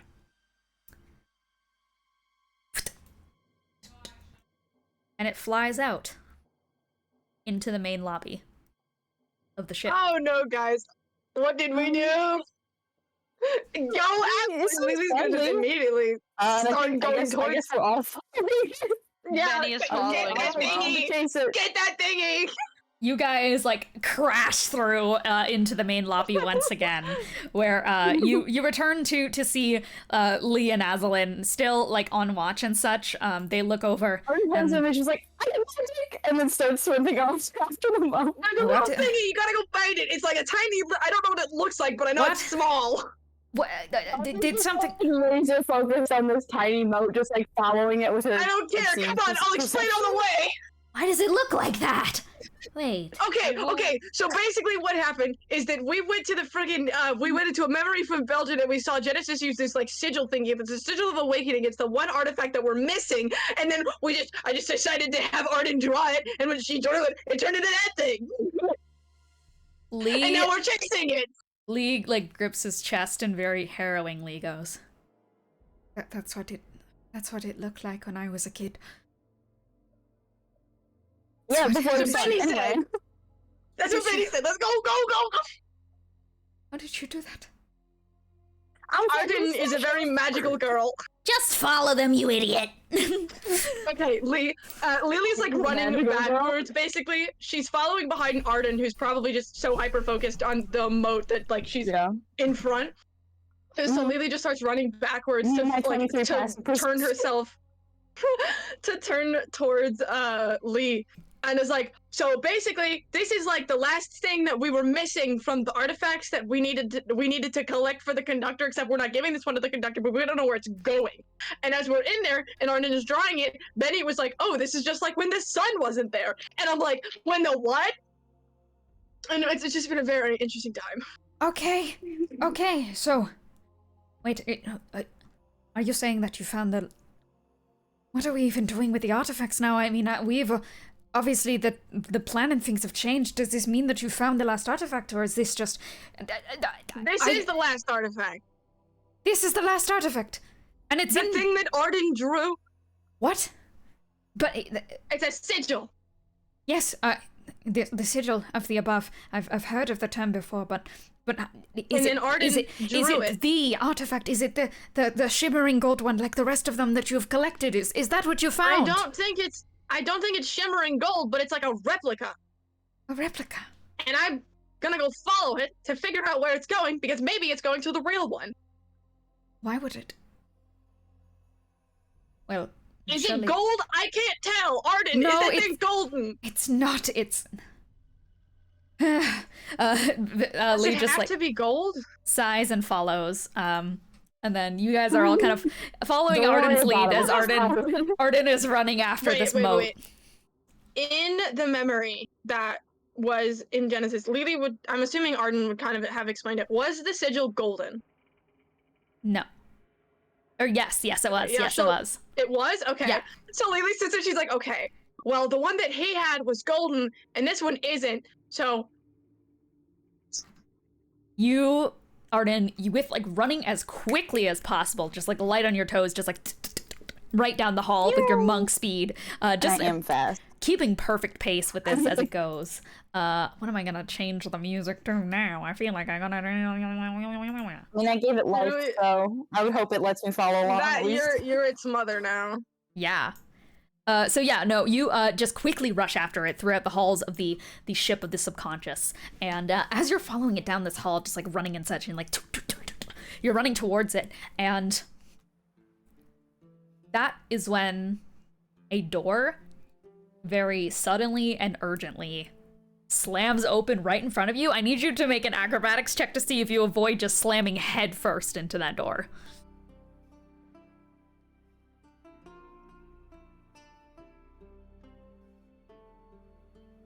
I think my internet cut out. What was the last thing you just said there? Acrobatics check for me, because a door has opened up in front of you. Very suddenly, Cool. one of the memory doors Well, that I has been am- previously I mean, locked just like I am trying to get a check to make. I'm back. What happened? Acrobatics is the way to Welcome go. back. Let's see, I get to add 10, we're so that's a chasing it. 23. We're Alright. chasing it. Let's you guys are fucking go. chasing the orb. You head towards this orb and moat as quickly as possible, just like following it nearly to the end of the hallway. You pass by the captain in the process, who just like tips his kind of head towards you as you run and just kind of watches slowly with his chattering teeth. But what you miss is like what everyone who is behind you running after you sees is the way that the captain's head just shifts its gaze and turns to one of the door, and the teeth start chattering loudly, but not loud enough to break your concentration until the last second. As right in front of you, a door just like slams open, but you have the wherewithal and the dexterity and just the sheer acrobatic monk instincts to just quickly like sidestep Monk out of the vibes. way and kind of just like you have those like little pitter patter like tiny steps back as you kind of re-catch your balance, but you manage to just narrowly like nose just barely like hovers against the side of the door as it swings open as you turn around against it. Oh, does it fill and the entire hallway? what? Sorry. The door, does it fill the entire hallway then?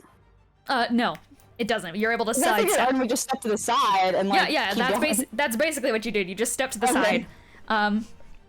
And you Head step, keep going, just ignore whatever's happening. okay, yeah, you're just gonna run past. Hey, you- Arden! Arden! I mean, look, I have my task, and I'm gonna complete it. What are you doing? Hey, Arden, wait a second. I think the door is trying to tell you something. The Get door- in here! The door slams open, and it is like the door being open obscures the rest of you guys from seeing what's behind it. But I'm going to make an attack of opportunity as you run past me. Yeah. That was my head. Hey, if Arden like gets the like shit rocked out of her by Genesis, what are we gonna tell Roxanne? Natural 20. Roxanne's going to kill us. Natural 20. You rolled a nat 20? I rolled a natural Why? 20. Because I can. Wait, okay, this is a really weird question, but can I use DM inspiration against you? So you have to re-roll it and take the lower? You just want to keep going? I don't know if that's how inspiration. How does? It allows players to take advantage on one ability check, attack roll, or saving throw. Wait. I'm gonna say no. lovingly, with love, with peace and I love. was But worth asking. Like, I will give you another inspiration say point, no, though. nothing For the changes. attempt, I'm giving you another DM inspiration. I appreciate it. But unfortunately, nat 20. Oh my god, why can't I pick the right Why can't I pick the right ambiance today? Okay. So, Well, I mean, unless he grapples me, I think I can probably still keep going, though. yeah. Why would you keep going?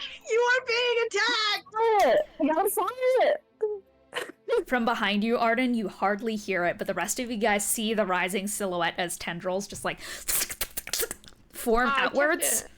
And are going to circle around, kind of like feeling up the entire hallway and creating around them this like wall of feathers and such that blocks off you guys heading towards Arden, as the whole hallway is just like swallowed up in a vortex of I'm in like these danger. thick feathers, and just reinforced in the side of the place. And Lee is just going to go, no, Arden!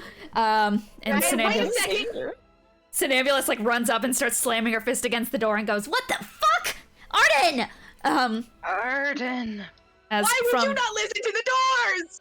as these Gotta keep two going. tendrils turn around and begin to like wrap kind of around your legs like snakes, Arden, as you're trying to follow the smote, and they raise up, and they are going to just stab against you. And that is going to be Oh, rude. That's times 2. That is going to be 50 points of bludgeoning damage, plus 20 points of necrotic damage. Sorry, I gotta do math real quick. Yeah. Let's see, that would take that to... And you said So it was 20 points in necrotic? Necrotic, but you are also resistant to necrotic, I believe. So that is going to be Yes, so- just 60 damage in total. Yep.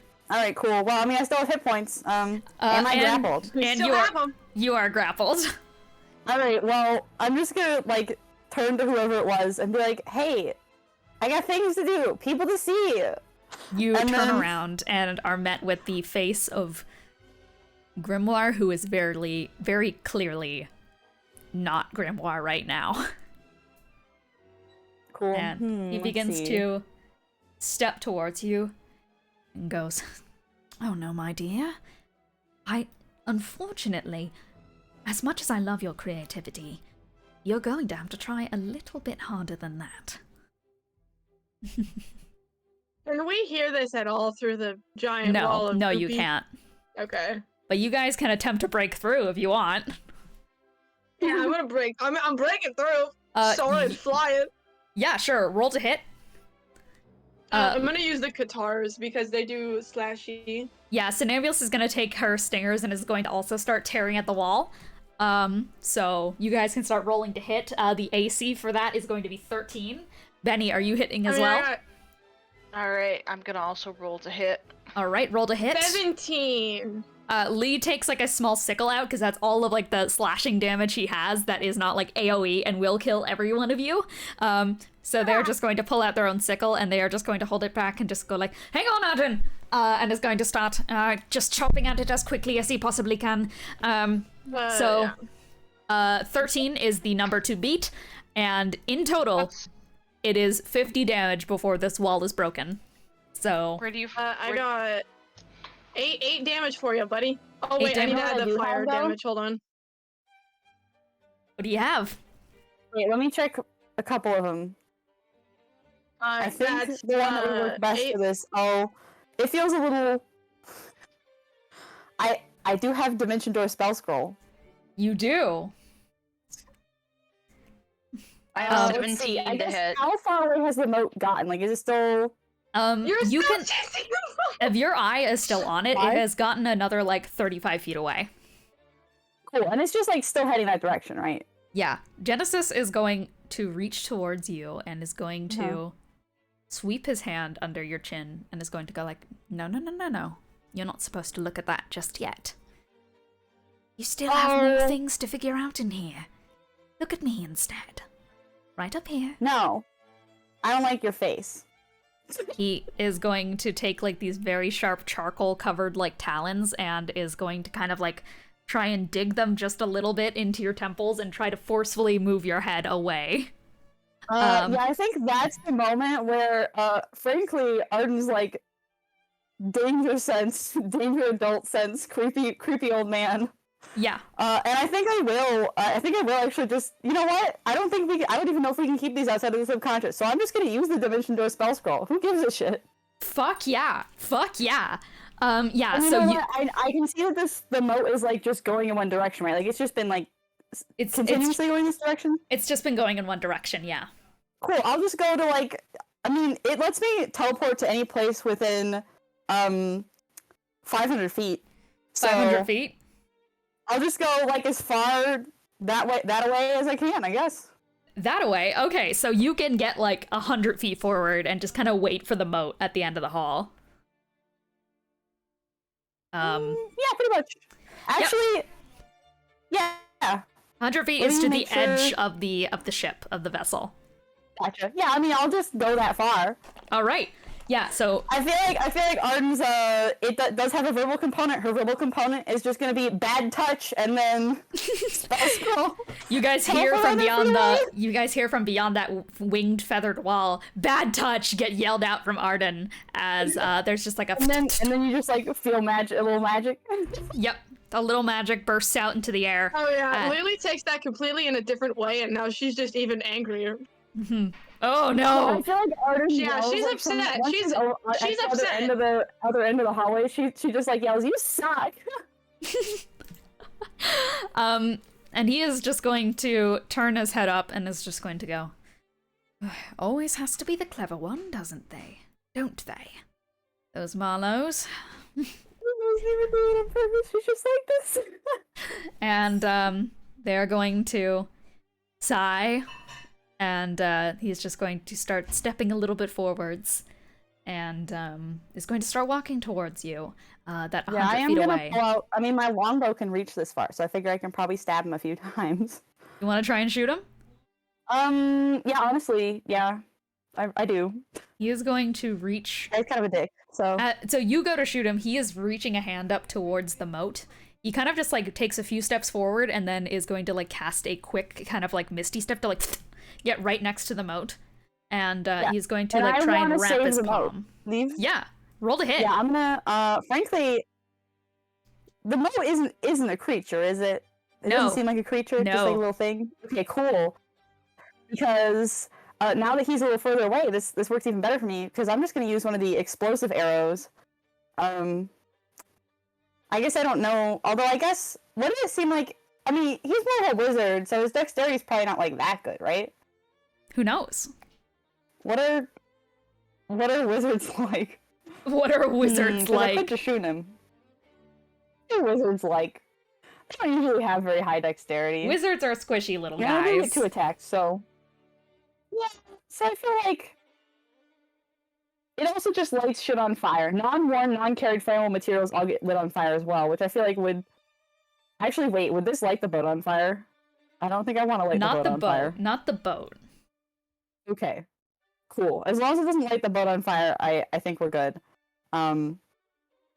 So yeah, I'll do that. So they explode on a hit, so I'll roll the hit first. Whee! And that's a 15 plus 11, so 26. Yeah. A 26 does hit. Cool. You draw back your bow, and in an instant of just like, I am going to figure out where this moat goes, you pull the bow back and and you see him going to wrap his hand around it, and the arrow just like right through the hand, to which he just and then I think I do just the damage from the bow first, so yep. And I will use my little, like, martial arts thing that adds a d4 to each of my shots. So I'll get, let's see, 7 plus 4 plus 6 is 17 damage. And then the fire, he has to do a DC 15 dex save. DC 15 dex save? Or take 2d10 fire damage. So And it I also am ignites immune non-worn, to non-carried fire flammable material. damage. You're immune to it? I am immune to fire damage. Well, but I'm still gonna light everything around him on fire, which, True. if nothing else, inconvenient. Yeah, no, the explosion as the arrow just like goes through his hand, it around him, and for a moment flames just like spill out the hallway. I will say that like as Lee, Lelee, Sonambulist, Aslan, and Bennie are just like trying to tear through this winged structure, it actually it disperses. That is enough to break concentration on that, where you guys can see just the chaotic flames reaching out, and from the distance of it, the licks that are kind of like reveal Arden in the distance with her bow kind of just like still aimed towards the area, because Arden does have more attacks. And as the smoke begins to clear from what may be the first explosion, you hear, Stop, please, please.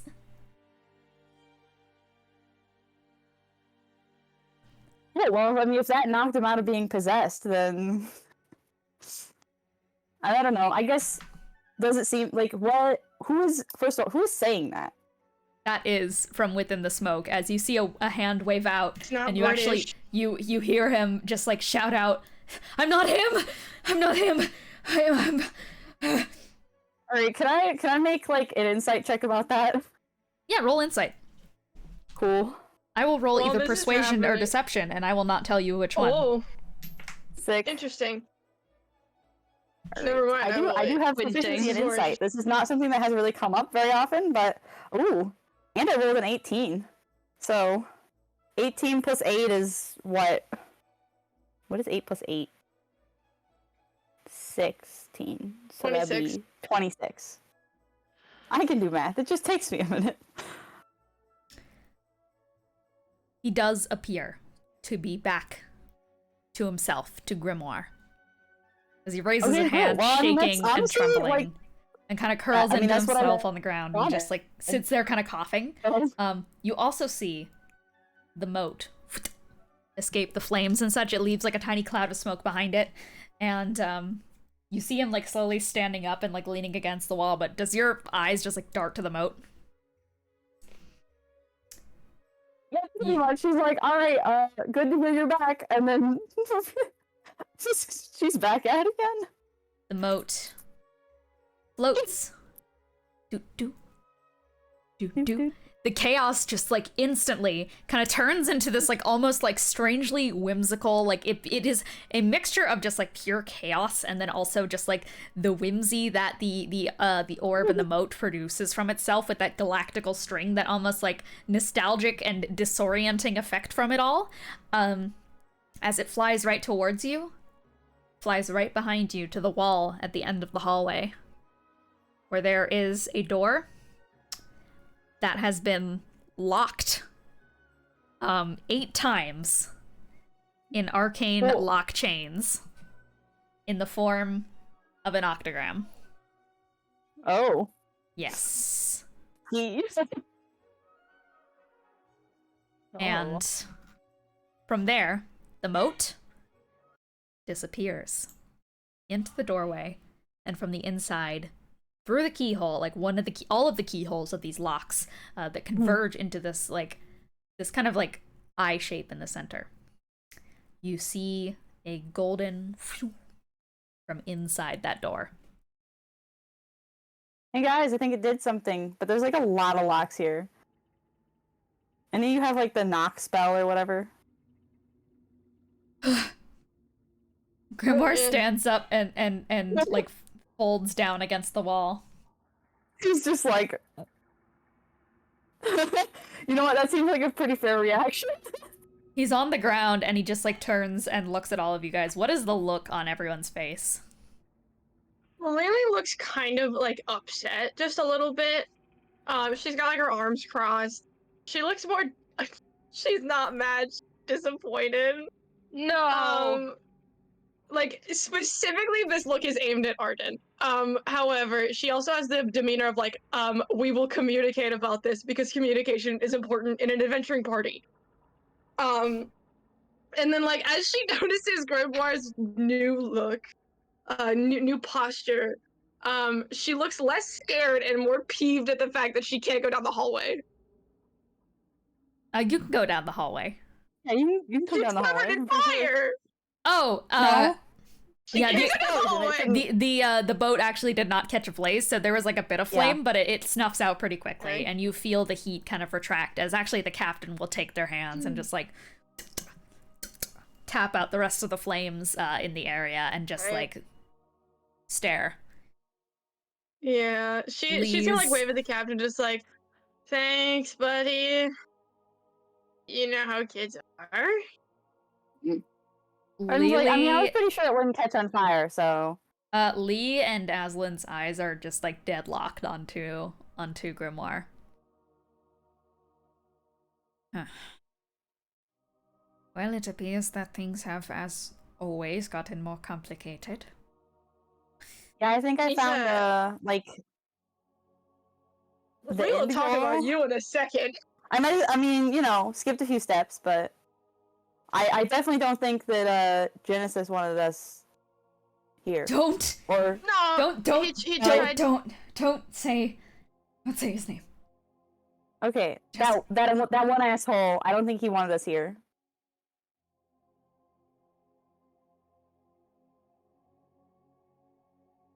Grimoire, while you're here incoherent, before I do anything else, do you have any idea where our bodies are right now?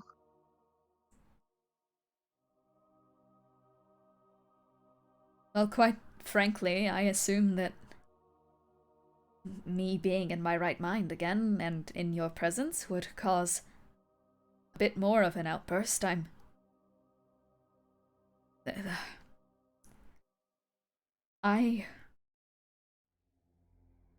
I can't leave the Pangea, so Oh, so we're on the okay. to my understand. knowledge, you are at least safe in the Pangea, but safe from Yeah. from him, less so. If you don't mind, I'm gonna corral them away. Not that I don't like trust you, but I don't trust in the way of like you know, the other guy coming back. Thank you for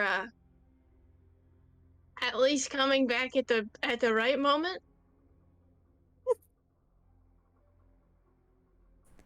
We'll figure something out, buddy. Okay. Oh yeah. Also, you all said that this was that thing was the last of the what are you even calling them?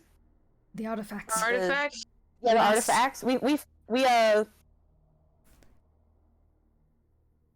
We found it, I guess. He We stands found up out like where very, very like startledly and quickly. she like holds an arm out No, in I'm- front of like the rest of them behind her. I'm me. I'm not gonna. I'm myself right now. Yeah, I did draw it with black ink and not with, you know, gold. But I have been unable to search the other planes for the last artifact because I have been trapped on the Pangea. I was hoping that with time you would all just stumble across it. I've done research into it myself. It was going to be the next assignment I gave to you anyways, but we are in the subconscious, right? I've never been able to access this place before. yeah, I was able to. We saw it, and I mean it's. He must have brought me here. And he only would have brought me here because he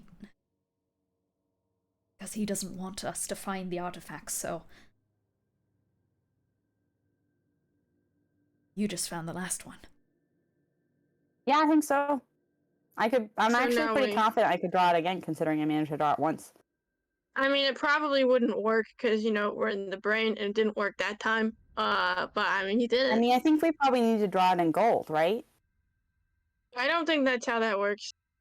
Well, but all the other ones have been gold, right? What kind of gold was it? Was it more like the old? You're asking the blind person to describe to you what color?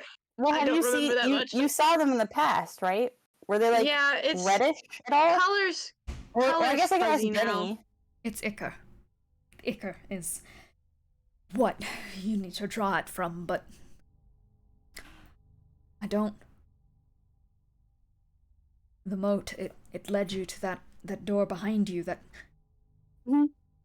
from what I've researched about the sigil of the above, what little I've been able to find about it, it draws you towards it. If you find its sigil in nature, it will bring you to its source.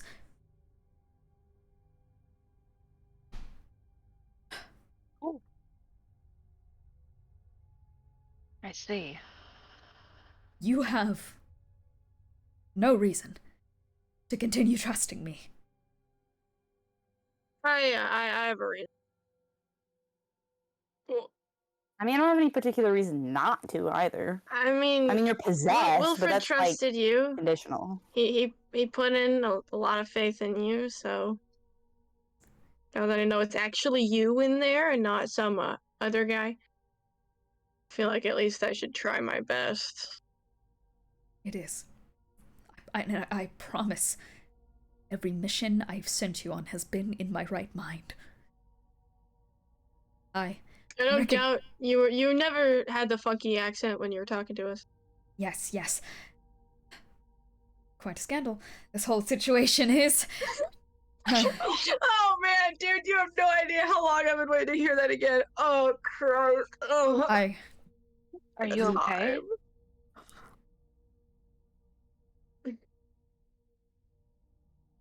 I feel him growing stronger in me. And I think it's because he's getting desperate. In a way, I've wanted to tell you all, but I know my mission. I couldn't at the beginning. I couldn't when you didn't know the scale of everything. I needed to at least let you understand. Well, because if you told us right then and there, we would have left. Precisely. Dare I say, clever marketing on my point, but also truthfully deceptive on purpose. That I promised I was going to tell you before the last artifact, but things got so out of hands and, well, now we're all here. Okay, we all do what we have to do. That's right. We do.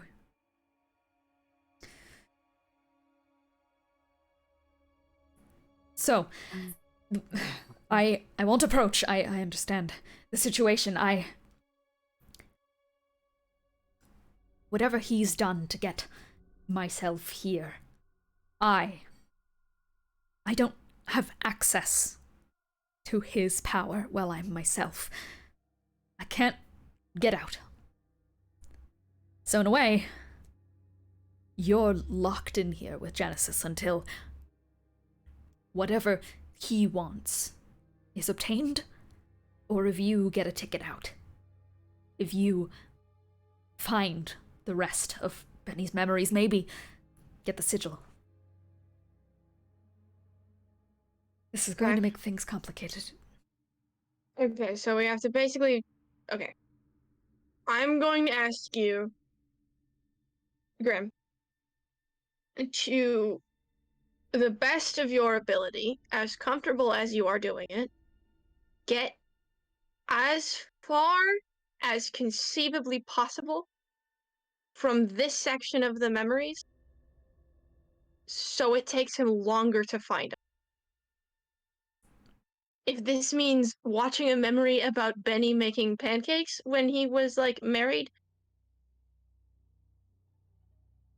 just distance matters. And then when we get out, we will figure a way to get, like, you sorted.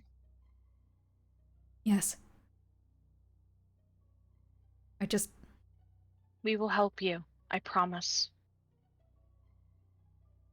I just want to thank you all for... Even if it means exploding you a little bit again. Yes, it's appreciated, and I am deeply apologetic that we had to meet in this particular way, Arden. Oh, No, it's right. okay. You got Arden? like a creep living in your brain, so Yes. I figure Yeah, if anybody's Arden, this is- inconvenienced here, it's you. This is the conductor, Grimoire. This is the guy that hired the cursed ones. Conductor, this is Arden. Hi, I'm new.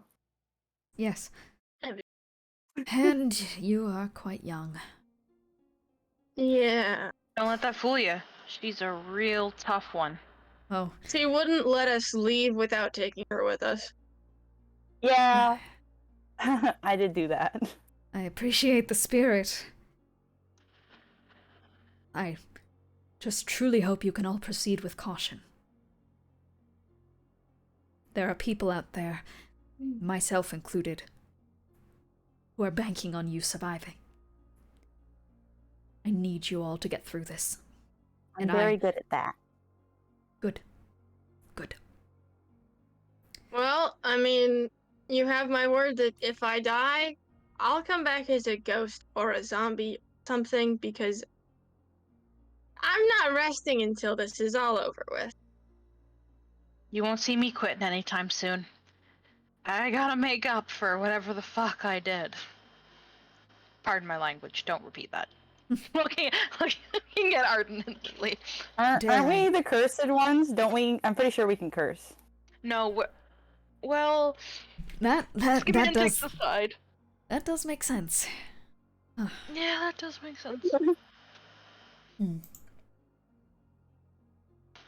Well, I suppose. Well, I am still myself. He's already starting to back up. He's like, I don't blame you if you want to shift a little bit to the side. Yeah, I think I will be doing that. No offense.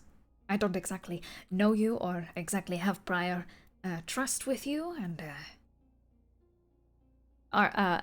Aslan is staring daggers at him. Hey, boss.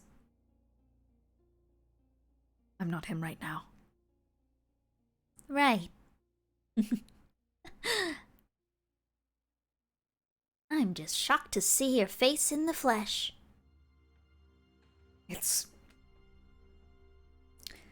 Grimoire Valentine, for those who are not formally introduced. Yeah. I don't like you. For fair reasons. They kind of like shift around as he steps past them and starts going to that end of the hall. He starts backing up. This has gone shockingly well, considering the fact that I've been hiding the fact that I've been possessed by the one you've been fighting this entire time. It's because we're in the brain and any damage I do to you isn't substantial.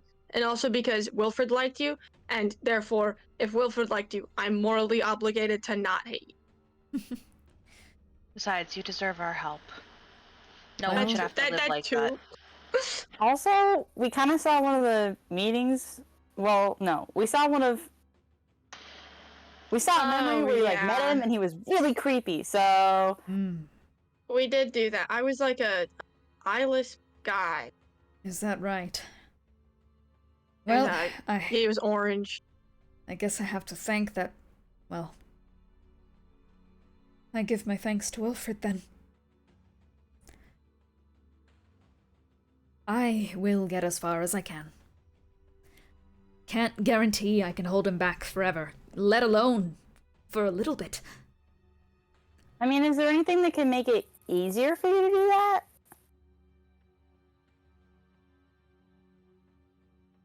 As long as you want something in here.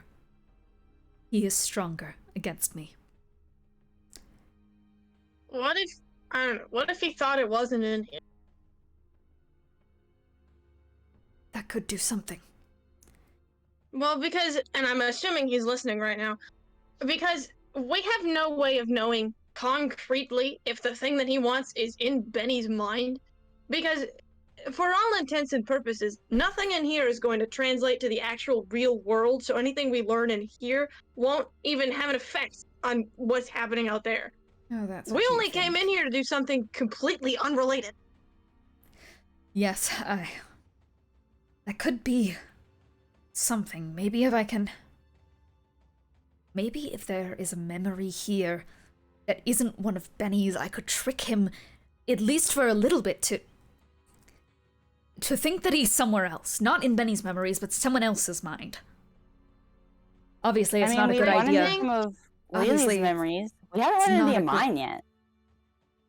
I don't know if I would feel right There, letting him into one of your mindscapes. That's fair. Could you get him into your Worst- memories, or would he know that those were yours? His memories are unfortunately... After a while, he's seen them all. So it's practically as if his memories are mine. Except, Mom, I don't know his.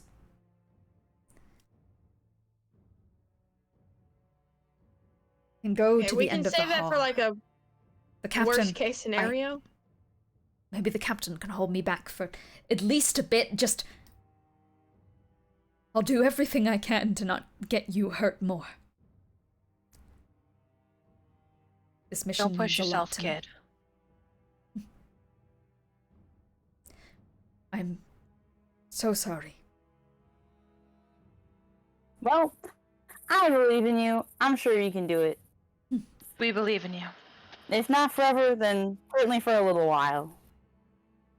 And it'll be all thanks to you guys when this is all over. In a good way. He smiles. I realize the phrasing. I realize.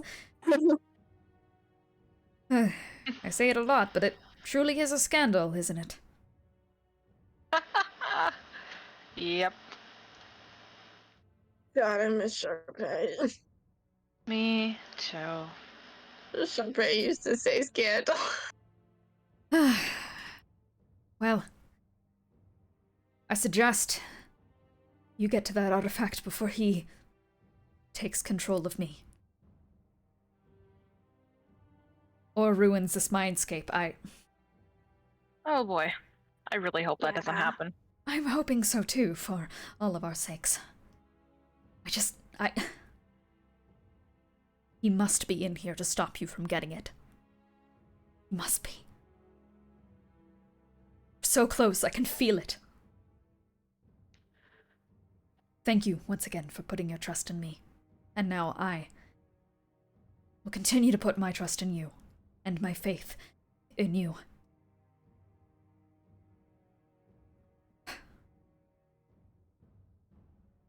Alright, good luck. And good luck to you too. Bye. Thanks. He backs up and starts heading down the other side of the hallway, to the stairs that lead up to the top deck of the ship.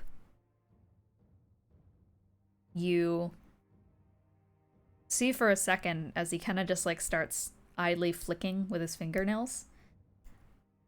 Whether that be a nervous tick from himself or a scheming tick from Genesis manifesting is unknown at this time. As he kind of steps quickly and carefully up the stairs, not really missing a beat or existing on shaking legs. He kind of sighs under his breath just slightly. I hope this works. Heads up the stairs. You're all left once again in Benny's subconscious vessel. With a couple of new doors open, a couple of doors that were unexplored. There's the door with the 5 locks, and there's also a door with a single lock that I described last session as being one that was very specifically latched up after the captain was attacked by Genesis.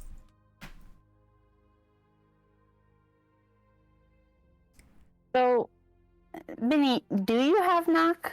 Because I know that one unlocks arcane locks. I don't know if that will work here for sure, but... No, I don't have anything that would open that on me, I don't think. Nothing fair enough. that isn't destructive.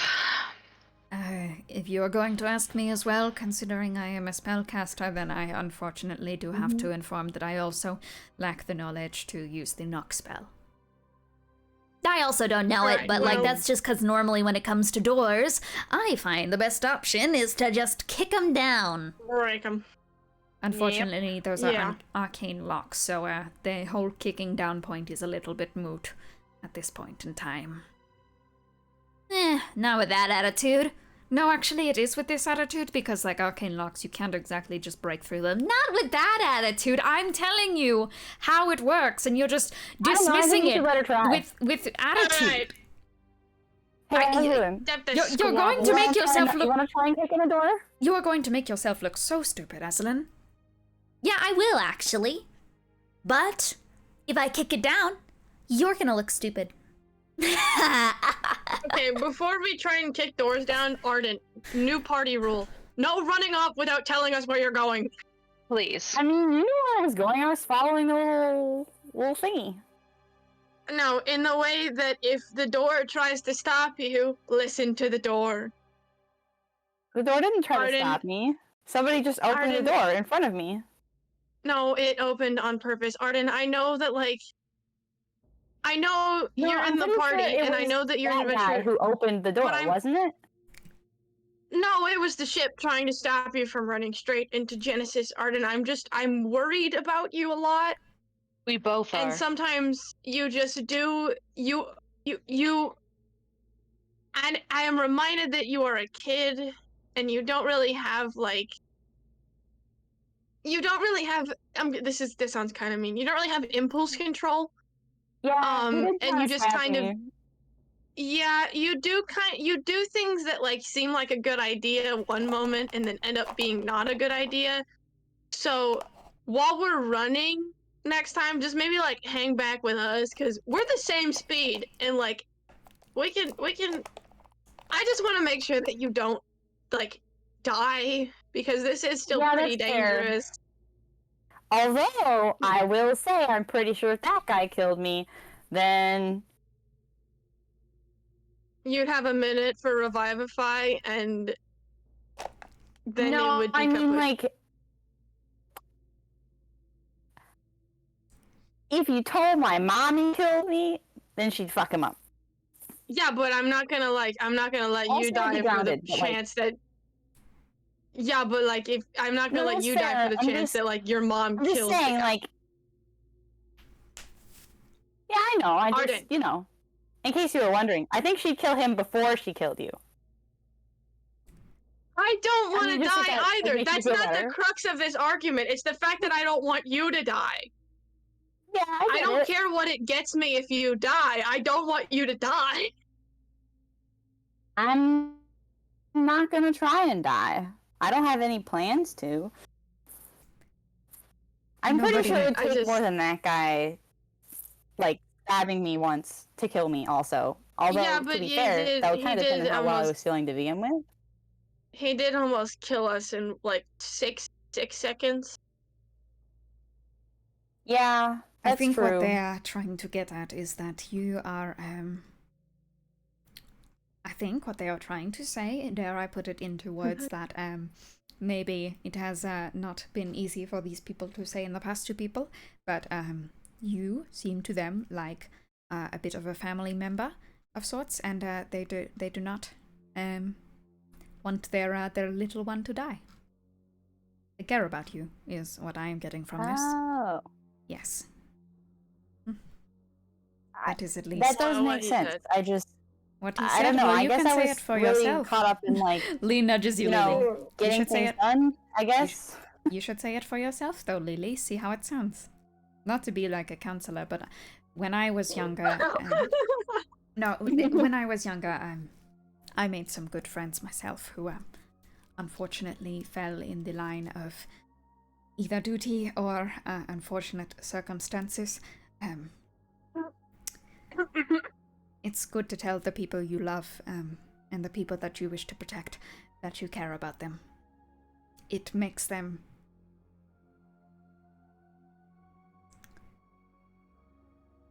I do not want you all to get hurt. I care about you guys, and yes, that is my wisdom, I suppose, I'm throwing out to the world. Tell people you care about them. You want a hug? I suppose I am a bit frazzled by the goings-on with Grimoire, his name is. He will give you a hug.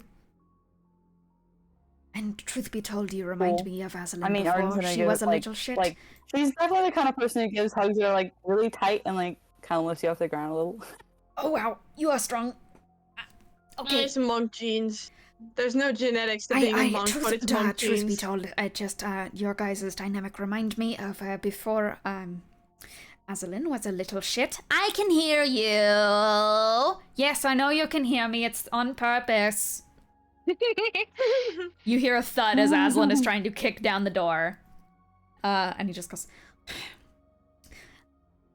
I think that, when it comes to surviving in odds such as this, we all need to remind ourselves sometimes that, we may feel as if, because of the fact that we are the ones working towards saving the world, that does not make us invulnerable.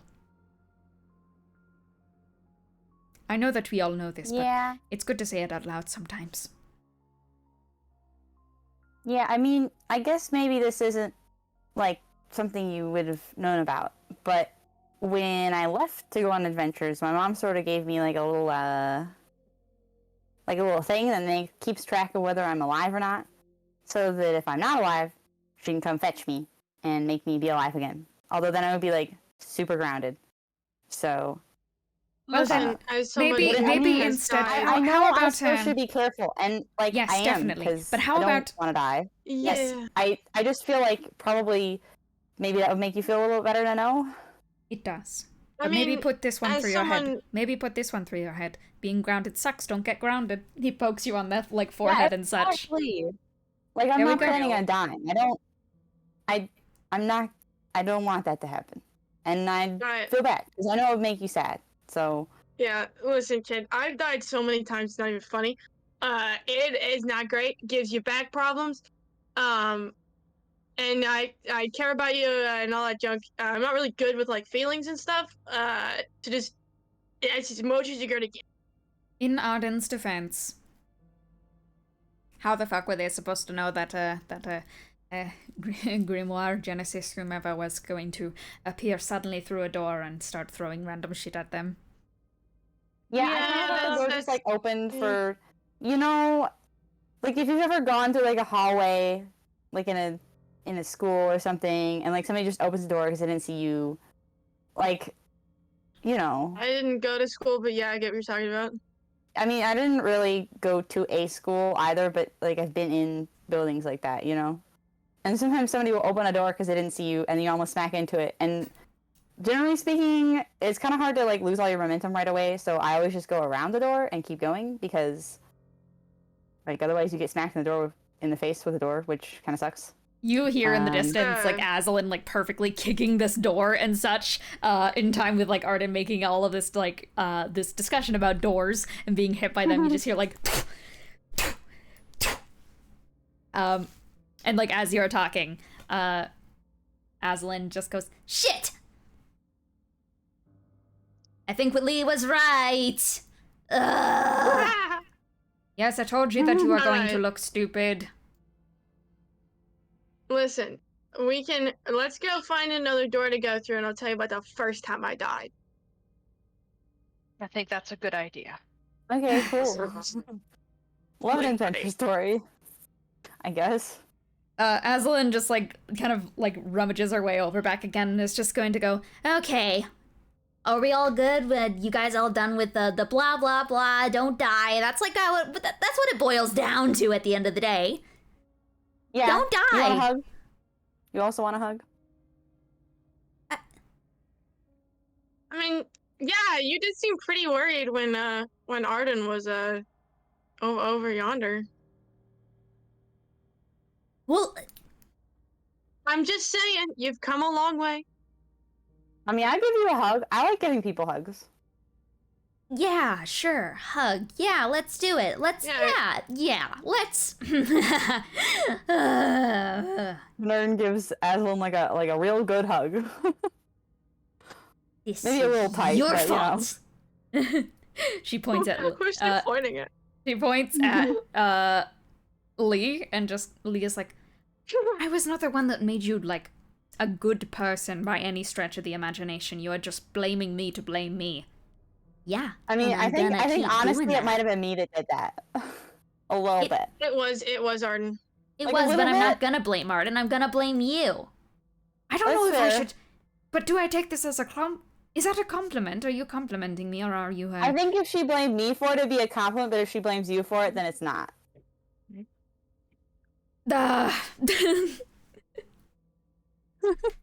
There are more pressing issues, as always. All right, as what more do in- we go There's through? no more pressing issues than the need for hugs. See? Listen to What door do we Arden go more. Now through? you look like an idiot. I always Okay, we look get like coffee an on the way. idiot. I mean, now it seems like Somni really likes the opportunity for a hug. I don't understand where Digging this a is hole. going. I am. Honestly, I wouldn't worry Not about you, it. the other one. I am I am not digging a hole. I am very clearly standing with Arden in a Oh, hug. me. Mhm. I'm not a good person, but I like to make time out of my day to take hugs from Arden. I mean, Yeah, I okay, think what- you guys also don't think my mom's a good person, but I'm pretty sure she does the same thing, so... Oh, I just don't like your Eh. mom. Yeah, I know. I like You're your in the mom, majority, Arden. I think, probably. Well, no, the majority of people probably don't think anything about her at all, but, like, a lot of people don't like my mom. But that's okay, because I like her. Am I supposed to know if your mom is she like a famous? I don't know. I performer? have a thing Um, about parents who are in league with the curse, with the pantheon. You know. That is I not the have a type thing of about- famous. She kind of is. Oh, that is not the type of famous I thought that Yeah, she it's was. Okay. it's the other kind of. That kind of famous. The famous Yeah, to us and not the infamous. rest. Yeah. Infamous. Yes. Okay. Wait. I'm trying to figure out if I have met your mother, because it feels like a common experience. Everyone here seems to know your mother. I feel weird being the one out. I mean, her name's I think your mom Roxanne. tried to kill me. Okay, Roxanne. I feel like I knew a Roxanne. I know a song that has Looks a a bit like Roxanne in me. it. I think I know of that song as well. No, I'm Well, I don't have any proof that they weren't singing that song about her. yeah, the only Roxanne that rings a bell to me is most definitely not someone who is in league with the Pantheon. They were she was a barista at a small coffee place up in Arrows a while ago, so probably not the same one. Probably not. So far I am in the majority of have no opinion on your mother. So Yeah. maybe I will make a good As I first said, impression that's of like her. most people. So. Did she Yeah, make well- good coffee? This is an important question. I mean, Somni like hugging Arden, like face in the crook of her neck, is like, yeah, does she make good coffee? Yeah, Insomnia just like hugging her for the whole conversation. Yeah, We're just out here. we really are. I don't know. But Really listen, are. Arden, I will. If we ever meet your mom again, I will do my best to be civil. But it's like when you ask a rabid dog to calm down. Yeah, I mean, it's fine. Just like give us like 10 minutes to hug it out and then we can fight her. I'm not gonna fight her. Did you see what she did to Veldrin? I don't have a death wish. I've died, but I don't have a death wish. Okay, well, that's fair then. You give us 10 minutes to like hug it out and then I'll yell instead. Oh, and then shit, you that can, yeah, was your then you can yell mother. at her. How did I never piece that together that was your mother who Yeah, attacked she was Veldrin? the one that tried to kill Veldrin and Elliot. Oh, I'm so sorry about changing my So you have opinion. met her. I am unfortunately in the minority of people who hate your mother. Unfortunately. Yeah, well, don't worry. You're not in the even more minority of people who like her, so. Okay, well, I am in the second biggest Listen, compilation as of long people. as people don't like your mom too much, we're fine. I just don't really know her, so. I feel like there's two groups. There's people who don't really like her. Oh, can't you make it grilled Like, cheese? all the people who know her. There's people who don't really like her, and then there's people that like.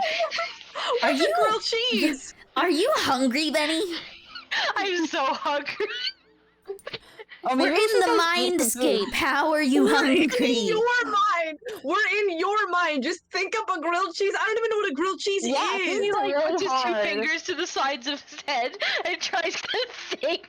He tries to think of You know how you it. have the little jar? You could think really hard with like pureed grilled cheese, and I bet it would be in there. The Somnambulist is going to cast, does this count as a major illusion? Yeah, fuck it. Major illusion to make the most beautiful, decadent Scooby-Doo ass sandwich you've ever seen in your life manifest in your hands. Benny. God damn. Thank you. Wow, it was so neat. That's impressive. Yeah, no, like that is the Benny, you feel as if you have manifested this yourself. But next to you, Arden, you feel like Aslan like bouncing on her toes, just going like I feel As- like What are I'm, you like, gonna leaning make him really close and eat? like, nice job. you make like Benny, you take like a tantalizing, like mouth-watering, like your jaw opens up and you go to try and fit the sandwich in your mouth. It is very fitting that the sad music is playing right now. As you chomp down, Oh your teeth hit nothing but air. no. Lily, who hasn't noticed any of this. Wait. Does Major Illusion trick also like tremor sense? I believe it does. I'll say for the sake of Okay, this, it does. She's there and she's like, what the hell? What the I fuck? was like also giggling. This is a cruel twist of fate. Let's just go to the next door.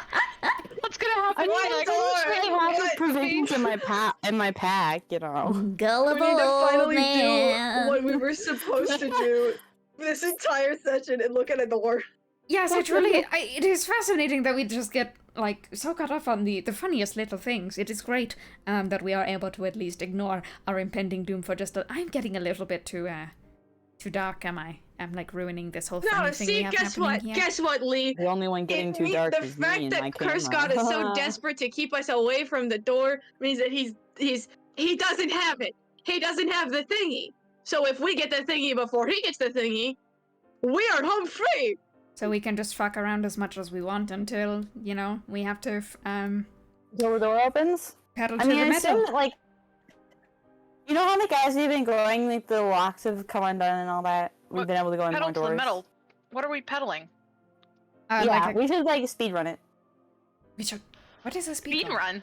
What's a speed run? What is a speed run? Running Oh wait, through no, it it's not. really, It's the really monk technique. fast. It's that monk technique where Oh. you You just just go keep really, going faster really and fast, faster and faster. and you, like, bounce off of Yeah. walls and stuff so that you go even faster. That is just I called think, running. No. but, like, It's you like specifically will, like, skip steps you're supposed to. That is yeah. that is just Parkour. running. Like, no, like, if you No, were to no, I think actually get Yeshua on, like, a did it. boat and go somewhere, instead of, like, getting a little rowboat and rowing out to the boat, you just sprint across the water to the boat. Yeah. Oh. Yeah, you know time for a the robot. that one guy Yeshua, he speed ran. Yeshua? Oh yes, him. Okay. Oh Okay. I god, don't it actually was know who that is. Okay, cursed. show us the door. It is cursed one's Jesus. He is the Okay, Colossi what of the the humans, Alright. who is loosely inspired by the mythos of. Sorry if I just Okay. said it. The mythos. Oh no, the discourse. The No, tale I of mean, Jesus you're not Christ. wrong. Yeah. Alright, everybody look at the Everything's a door. mythos. What door? Benny looks at the door. There are Don't a number of doors for you guys to choose to. I love Shellshock because you guys truly just fuck around and it's amazing. Team Ride or Die is dying every session. You guys are just like, experiencing that. Look, and then here's the thing. I'm an incorrigible fuck around artist, so I love it. I love it. Lily's I like just here to for the fuck ride, around, man. and I like to find out. There are a number of doors. Wait, that real have- quick. So about the arcane locks, are Yeah? they like just real quick? Cause I wanna like if I poke like they're made of magic, right? They are pure raw arcana. Okay. I just, real quick before we move on, I just want to test this curse-proof spears against them. I just want to try stabbing the curse-proof spear into the lock hole. Just to see. I can understand the mentality, but I don't Just real think... quick. I just want to be sure that, like, they aren't, like... Because if they're, like, from Genesis, then he's also, like, the source of curses. So I just want to check, you know? Doom, doom, doom. It kind of just makes like a chiming metal noise as you thunk the because this is not, these locks are not a curse. So unfortunately, like, you know, I just want to check. That's all. The spears that are not affected by curse magic are they do nothing except make a little chiming noise as they tap against the locks. Cool. Just wanted to check because, man, if that would have worked, I would have felt silly, you know? Yeah, very fair. Okay, there are a number of different doors available to you. I have stated before, like, I will just do like a quick rundown of the doors that are open to you, and then you can choose which one, you know, strikes your fancy. Yeah, we love a fancy here and there. Let me find my list. I don't know who I've turned into. I'm like a witch. Yeah. Creature. A creature of the night. One of the doors is this kind of like it has these strands of like these rainbow colored like feathers that are weaved in with one another, and kind of just like they are festival adjacent. It is kind of like festival decorations that are down, and they're kind of like gently swaying in the air. They have this like ringing kind of music that plays out and ruminates from inside of the door, and there is this celebratory chanting. There is the hustle and bustle of a small marketplace from inside. Coins rattling, and in the middle of the door, very similar to the doors surrounding it, which are the other artifact doors that you have opened up, there is a sickle on the door in the shimmering golden color in the celestial one. This appears to be another artifact door, hidden behind a guise of a celebratory festival of sorts. One of the other doors that have opened towards you is different. It's more Aronian in its architecture, but older than your typical Eros-built door. It is rustic, made from this kind of old, kind of shipwrecked wood. It has a post around it that is like those what are they called? Like those banisters that keep up a coal mine that stop it from like collapsing. The reinforcement poles. Beams. Yes, beams. That's what they're called. The reinforcement beams make up the frame of this door, while inside is just like a mixture of cobblestone and old the hilts of old pickaxes. The front of the door is indeed the handle of a pickaxe, and in the middle of everything there is just a golden sword. That being the artifact of the Sword of Death. The other artifact would be the Sickle of Judgment.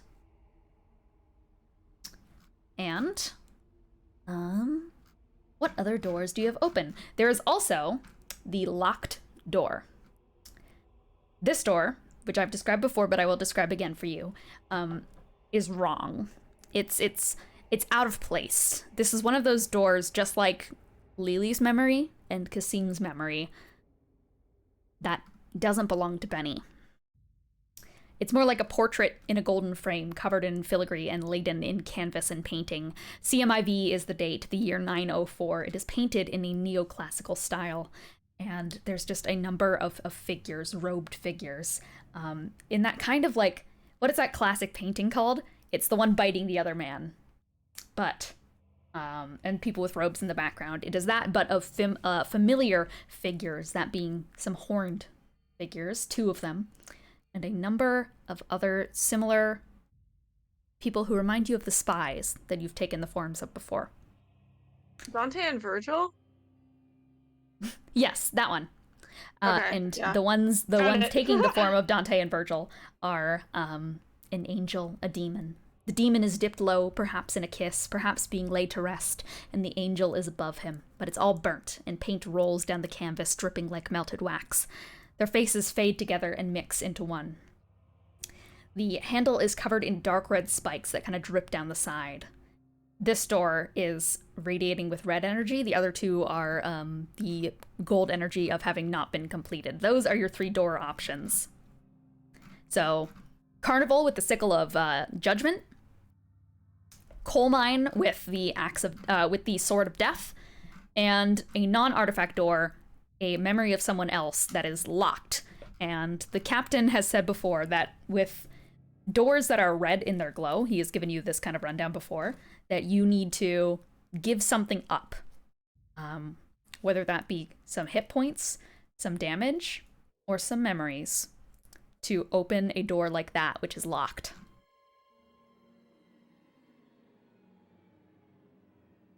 So those are your options. Okay. Can't go in the locked door. My vote is for the carnival because carnivals are great. Yeah. Granted, I did die in one, but I mean, well, that could be a good backdrop for you telling that story then, I guess. oh, you're still on. All right. Do you I mind mean, if my I- vote's for carnival. I feel I mean, uneasy. you were gonna do staying. that. I feel a little uneasy staying out, watching for Grimoire or Genesis or whoever. Is it all right if I... I mean, honestly, Yeah, go you ahead. kind of might as well come in. I don't feel like being out here really accomplishes that much. Yeah, we haven't really caught many things. Most of the action only happens when you guys come out. It's almost like misfortune follows you around. Have you ever thought about that? How you guys are always the center No, of I like to everything? think that I'm the main character. That is a very selfish way of thinking, and I love it because I'm the main character too, and now we have to fight for who's the main character. Exactly. We're You guys we're can, all like- the main characters. You guys can duke it like out. have it. I don't want it. I think I'm main charactered out enough. Well, I would be the main character if You you know, guys that- would have that just seems given me fair. the eyes and let me go through with my plan, but I understand why you guys thought it was a little bit... Listen. No, we've gone through this conversation how many times before? I know what you're gonna say. When you No, come I mean, crawling like, to y'all me, probably like when Move on and keep going. you come crawling to me, no. when the artifacts go magically wrong, you know how Yeah, I look definitely wanna stupid try kicking drawing that. sigil with like god blood at least. You know how like me kicking that door was stupid. That's gonna Yeah. be you. You guys are gonna be me. Me stupid. Oh yeah, Okay, Evelyn, my Discord died for a second, but Lily's Yeah? basically like, Hey. okay, no, listen, you you. guys, remember how we were testing the blood earlier? And didn't Lee, didn't you say that like you were around before the sun? Oh, you're a genius! Why did you give me the jaws? What kind of blood do you have? me? Why? I mean, Yeah, yes. listen. Lily like Okay, grabs so the jar to back from explain, Bennie. if you're so it seems like modern ASMR and all the Pantheon members have like a slightly different color of gold blood than all the original gods and like The Bennie. Celestials? Yeah, exactly. And like Bennie, he has a different color. Yes, my blood is a little bit silly.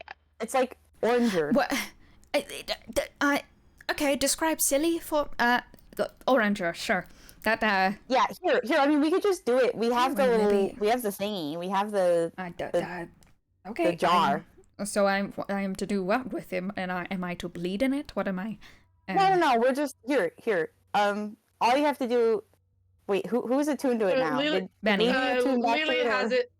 All right. I was like, Lily either took it or Benny still has Yeah, it. Lily took it probably. Yeah. It's Okay, like I mean, she holds it there and she's like, okay, blood of Lee Hostine. I forgot your name for a second. Lealdra Tostin. Lee Aldrich Hostine. And she Yeah. like looks into the jar If intensely. you do need my full first name, it is Lior. So Lior Aldrich Hastin. I'm unsure. What? Oh no, that does appear to be my blood. Yeah, Arden, is it Yeah. silly gold? Is it big gold? What's going on? Silly gold. yeah, is it the orange or gold? Or... It is silly. Yeah, you guys have the other one. I would. Here. If we do, if you call on the blood of a modern ASMR, then you guys will see what the difference is. I know a modern Azamar. What's that, Benny? What's that guy's name from the place that I mean, you're you from? just said any random. What? You just said any of them before. Remember? Oh yeah, You Azamar also blood. like say a Pantheon member. Azamar blood. Bing bing. It is yeah, the and she holds it out to Lee. Gold. See, it's a different color. Huh. Does that mean that we Yeah, and if we you, like- count as a different species of Azamar, or Maybe is- you're just I more think maybe potent. it's just like a subset, a slightly different version. I mean, from my experience as Well, being a there's- blood-sucking vampire, I'm aware certain that there colors are- don't I'm- often I'm- mean different species. I Because mean, I'm an I'm elf, but I don't have any blood. I'm aware that there Remember are when I remember when fallen I could- Azamar and scourged ones. Yes. Yes. What is there a difference? Yeah, but I think there, it's more or- like just a subtle difference of like maybe where you're getting it from. You know, like Wait. instead of Wait a second. Okay, you said that the moat was like when you were a kid, so you were born before a certain any certain event. So maybe because that moat made everything feel like clearer, like it was better. It was like before the sun. It was like before the sun. Yeah, so maybe whatever happened like sucked part of the magic out, because like what I'm hearing is that it was described as duller, and like what if it like just like just leached some of it off? But where would that magic be going? And to who? If Genesis. it's going to into somewhere. the sun, maybe. Is it Genesis? That or- is the difference. Well, because Yeah. wasn't his whole thing like being higher than a god? Not in the stoner sense, you know what I mean? Yes, that was his claim to fame, but he was toppled by Exodus, if my memory serves. So And much he for does a a little god. wave. So much of a god he is. Yeah, yeah. an So, extra but like, god. what if? Wait, it also happened before the sun happened. So what if that was the thing that put the sun in the sky? The sun appeared before the curse war. It was when I was much younger. No. When So- yeah. So when the magic And the stuff. sun turned red when the curses When the happened. magic- Sorry. No, you're fine. Sorry, no, I meant like I said the sun sun- sucked, and the it made me sun giggle was- because I'm 12. The sun was red when the first wave of curses went out, and it still turns red every so often. No, my and like my things whole get thing, strange. right, Yes. is that the sigil of the above was used, like it was used, and then the magic gets sucked, right? It gets like leached off, and then it goes to the sun, and then that's how the sun is made. You might be onto something. Okay, I'm gonna do something. Wait, I haven't been with Dare- him. I haven't. Quick I thing. don't Dare think I I know the suggest? sun I personally. like this theory. It is a good theory, and I honestly do think that you are onto something here. My consideration is maybe the sigil. Above is considered the eldest of the Celestials from last time I brushed up on my religion, which was quite a long time ago. I no longer exactly subscribe to their views, considering it is theorized that they have left ethos in general and abandoned us all to curse God, but whatever. I think that the gods have abandoned us, but whatever. Well, I mean, we what, didn't eat one what I am getting Zen at is is still that here. in Threadwire. above was supposedly the eldest of all of the Celestials, so theoretically the one right underneath.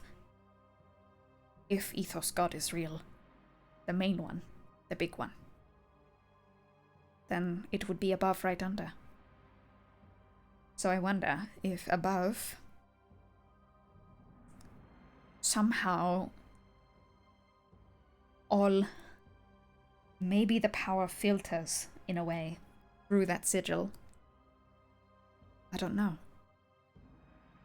I'd have to pick up a book, a religious text or two, but I also don't know how accurate those are. But that is at least where my mind goes when it comes to above, is the being the eldest of the Celestials and theoretically being the strongest, and from what I am aware of, having very strong. I mean, all of the gods have strong arcane connections, but I found a number of a number of wizards have built their practices off of the teachings of above back in the old days, if you read the old spell texts.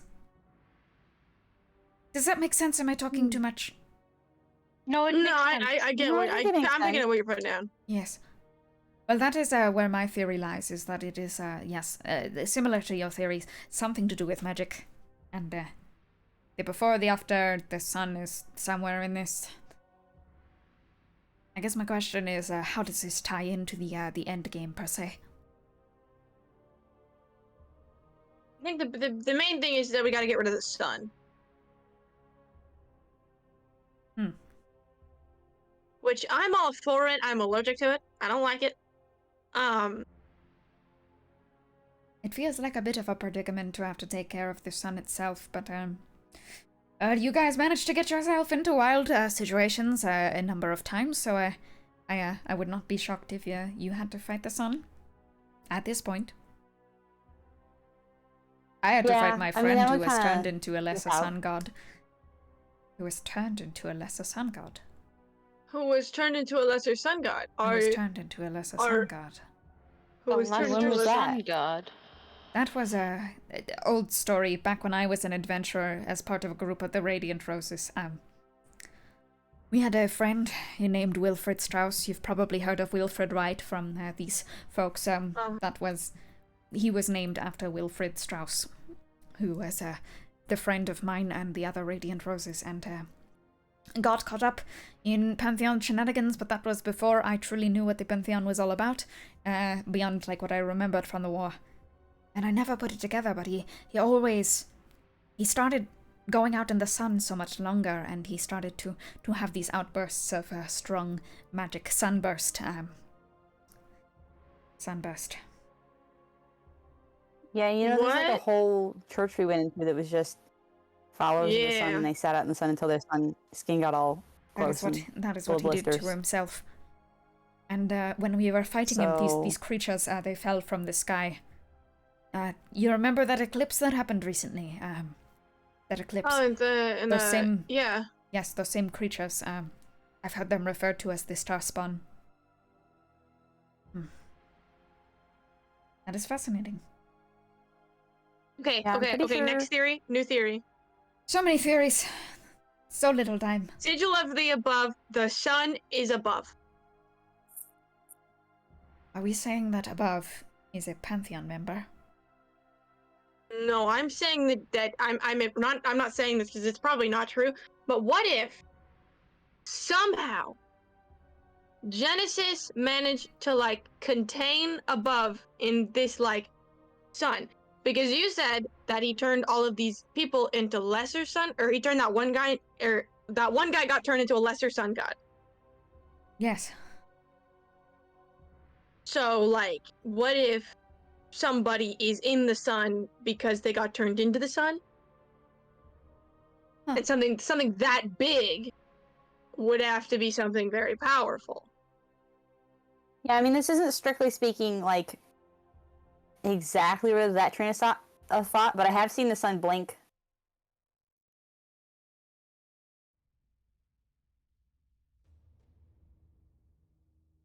I have too. You know, here's probably about the time that I should fill you in on a little thing. It is. We used to have meetings back when I worked for, you know, the The guy. Yeah, we know. my dad. You Back don't when have to say- back when I worked for them, we would occasionally have meetings with our superiors, that being the ones with the big ol' eyes in the skies, and in the deeps we'd talk with the precipice, we'd talk with the prophecy, and, you know, all of us, those upper people, all of us, big time prophets is what we were called. You know, More peas. oh yeah, no, they have a whole themology thing going on. I think that it's know, it's kinda stupid in funny. retrospect, but we could just call Yeah, them the I do think it PP. is really funny that you can call them the pea gods. Exactly. Oh, I wish I came up with that name myself when I was in the seat of power. And they could have been called the Pea Gods officially. We were never allowed to look at the third of the brothers. Whenever we were in a meeting with them, we were just supposed to close our eyes. And I guess the thing I'll say about that is, I've always found it a little bit of like deja vu, I guess, because whenever I look at the sun and I close my eyes, you know that little burning in your eyes? Mm-hmm. The one that Yeah. lies before your very eyes. I'm like actually gonna lose my mind right. Well, luckily for you, Lelee, you don't have to look at it at all. Yeah, because Curse Guide has my eyes. Yeah. It took AMC. them. It took them. AMC. AMC. I don't know why. That's... The thing is that it wasn't my division, so I didn't exactly care. I wasn't exactly thinking about the operation that I was involved in at the time, considering, you know, you kind of... Yeah. I had some doctors to deal with. I was dealing with my own schemes, and I quite honestly was kind of excited for what we had going on in the Feywilds. It wasn't my deal to deal with all the other people's... Whatever the precipice was doing, like trying to turn that Cornelius guy into a big mind-controlled actor. That was a mess. I just kind of thought that, like, we always had what was going on. Me and the bird people, me and the doctors, we kind of just kept to ourselves. All the groups, we collaborated on projects, of course, but, like, we keep to our divisions. Well, we did always take orders from the One Who Lies group, but that's what you guys call them. We've called their group of people. Well, I mean, we were the doctors, and the Precipice's people were the troop. We were told to refer to those involved in the dealings of the one we're not supposed to talk about. We're called the AMC. I asked what it standed for one time, because I was trying to make it a whole joke that it was apples, mayo, and cucumbers. I think that's what I was trying to go. I was going apple, mayo, cucumber everywhere, and people were getting mad at me, and I was like, well, why don't you tell me what it means? I remember them saying it was based on their 3 eyes. Amplify, modify, contain.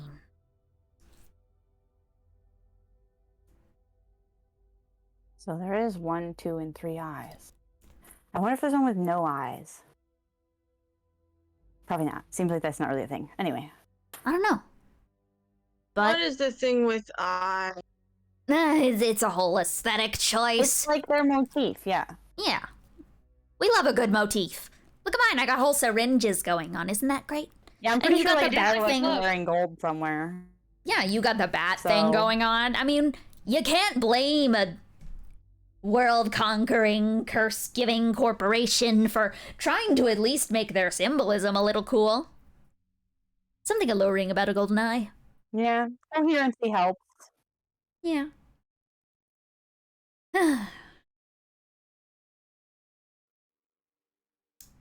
Yeah, no, it's weird though, cause whenever I was in the presence of the big guy upstairs, that one that I was supposed to close my eyes to, there's something I always noticed as well, which was I felt really powerful. amplify, Yeah. modify, the star spawn? And if it's containing something, Oh, is Not did the I say star modify? spawn. I didn't Oh, mean the star it's spawn. ANC. It's nullify. I forgot. Amplify, AN. nullify, Okay, you're contain. fine. I kept thinking about like AFC theaters, and I was like, No, what? ANC. no, that's absolutely what I was thinking too. ANC. Amplify, nullify, contain. I messed Okay. up my own lore. Okay, she's there. She's like, okay, nullify.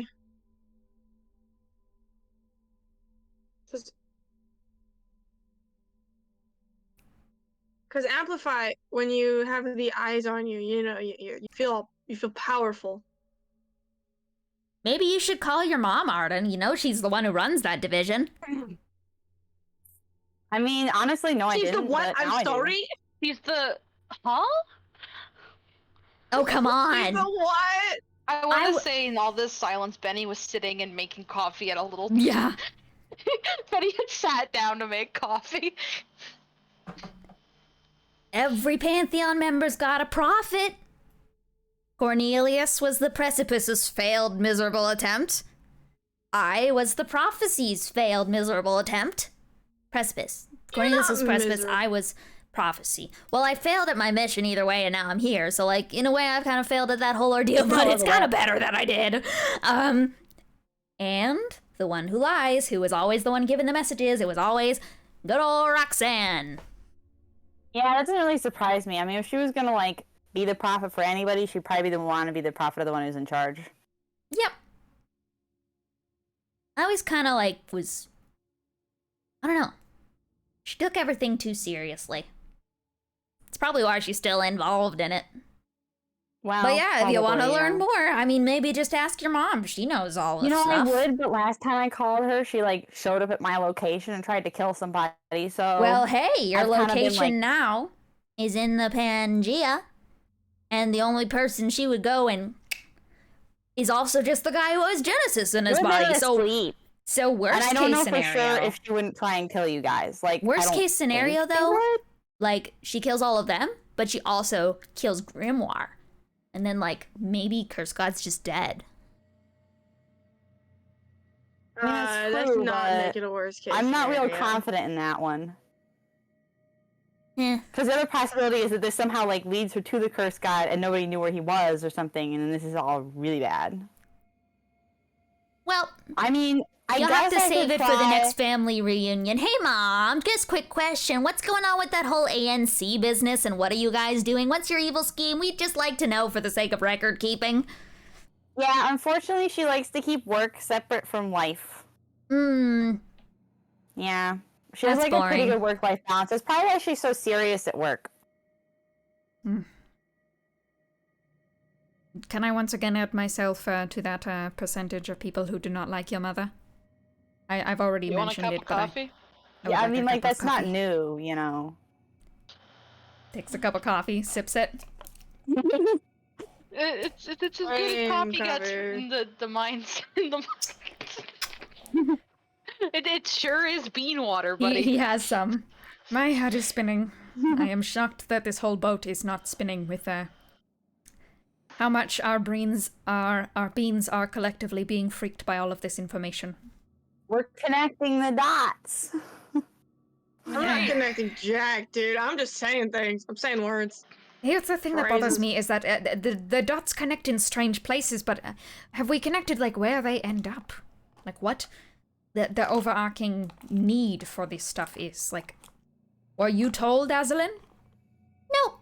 Like I said, I kept to my doctor business. I just did what I did, and I didn't really think about the big picture because, you know. I mean, my assumption is that they're like gonna try and kill everybody on the continent, like, you know, outright murder. Yeah, honestly, that That's might not be just part of murder, my that's mom's part of them. genocide. Yeah. Hey, To clarify, Genesis, so that she doesn't genocide. die. It's on brand. So I mean, that- because they did try to like ruin. They did try to kill the Feywild, and then they tried to kill Wolvenshire. They just don't want. maybe things that's the to be nullify around. part. A lot to think about.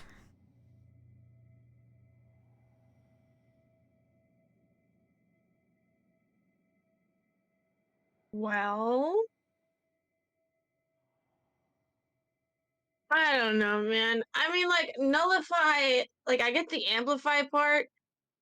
Nullify, don't get. Contain, I get even less.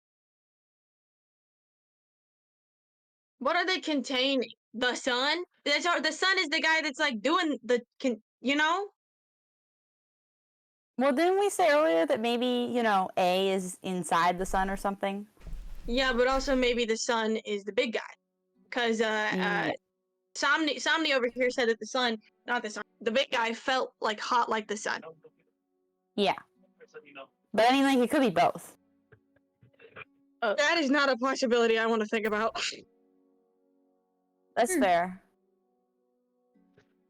Yeah. Oh, what if they're containing like ethos god? Oh, sorry, I'm burping. Oh my god. Bless What if you. they're containing like ethos god, like that big guy, and that's why they need all of this stuff to happen. Is because like they need a bunch of power to keep him contained. Because if he gets out, then everything goes haywire. It just keeps getting more and more complex. Yes, it does. This is too complex. But I will not be Ain't doesn't surprised made if for you guys this. end up fighting the sun at some point. That would be just your guys' brand of wild shit I you get need a involved new- in. I need a new talisman. My old one burnt in lava. Not a very effective anti-fire talisman, then. No, it's just supposed to protect me from the sun, and then I got copied like a doppelganger. Which in a way, and, the sun is like the ultimate fire, though. So like, if it, I don't know. The guy who sold it to me asked me for my like one of my memories, and I gave it to him. And then I got copied by a doppelganger, and then I had to take a bit of my stuff, and I shoved my doppelganger in the lava. And then we had to go fight a war. I'm gonna. That is a lot of things to have happen. There's more. I think... Sharpay unleashed beans and brought a mummy lord to Sunder. What? Lee's whole You know, Mummy experience is Lord. just what? Yeah, mummy lord, big mummy guy could have killed us Yeah. if Big Dragon didn't come and stop it. I think we are getting a little bit off the Yeah, maybe we should just door. like, go through the next door and just door. Why not not think about this for a while. A door. Honestly, Okay, A door would be wonderful. are we all in agreement that the carnival? Oh, Yeah, yes. let's do it. yep. I want to have a fun time at the carnival and beat Lee at every fucking game. Yeah. Yeah, You last will time do I no went to a such thing. carnival, I stepped on a square that took away my heart, and then I was brought back to life by a woman who like stole organs for fun. But she's not here anymore. She's gone. Well, let's hope we, she's not we in the fought her- past. No, but we fought her with a dimension hopping weird guy. So Once again, everything you say about your adventures just makes me curious as to how me and the Radiant Roses got so far without dealing with that bullshit. And I am just curious as Yeah, his to name how was- horrible your luck is. I mean, good his luck that you name had was an Nate. Nate. Well, good thing that you had an interdimensional helper from another plane of existence. Oh, I mean, What? apparently she was also from Yeah, I another think plane things of just happened to us existence. I don't so know. like on our way to being kidnapped by They're the like precipice. as they're talking, they're walking into the door. Okay. Yeah. Yeah, and Lily's like, And yeah, she's one like, time I went to a on our carnival. way to like being kidnapped by the precipice, I guess. We actually ran into like a bubble of space, and inside of it was like, I don't know if you've ever heard of them, but like the false Hydra, the ones that like hide themselves by messing with your memories. Oh yeah, we song. did do that. I don't think I've ever heard of a That's creature when I with met my that- brain mom. That's when I met my brain mom. You have a brain, Mom? Yeah, She's mom stuck like there. in her brain, I guess. Ooh, I wonder Yeah, if I I went can to- get into I went her to- brain. I went inside once. I like went to sleep and I took a nap, and she's like walking backwards into the door now. She's like, yeah, I went to sleep, and then I was like in this one section. You and guys there are was like my shuffling mom into the there. door, and Lee is like, "Oh, after you." He's Yeah. kind of like ushering you in as well as you're Yeah. talking. Just like, "Okay, after Yeah, you." we're all Yeah, just like and going in she's there. like- After you. And then like the second time I went in there, she was like, you need to go to this one specific place. I'm pretty sure it was southeast on like a map, southeast on map, because like that's where she is or something. I don't know. But that's like that was my mom, and I tried to break her out, but like when I tried to break her out, I woke up and apparently everybody got like a brain blast within like a certain like foot radius. And I felt kind of bad, but yeah, my mom is like stuck in my mom. My other one's dead. Now that sucks. I mean, I never met them before, so. Lee As a killed our baby, I was in parents. Yeah, I think I might be the only one with like an alive I mom. I was who an isn't accomplice in my terrible. dad's murder. I sat there while he was shot.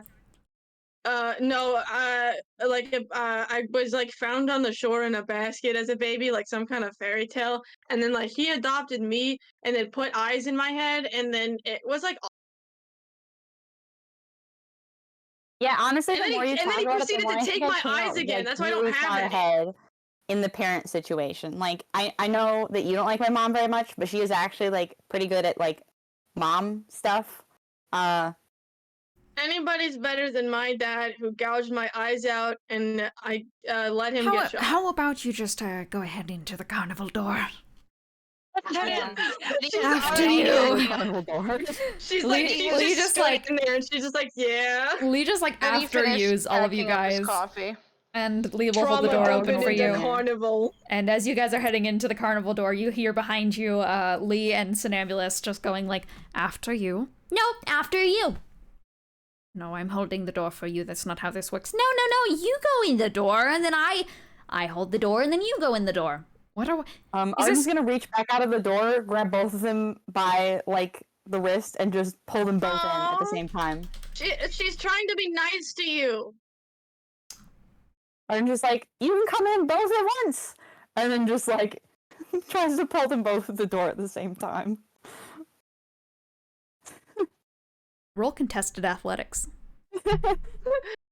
Lily's there. She's pointing. She's in the door, actively ready to look at the room, and she's just like she's trying to be nice.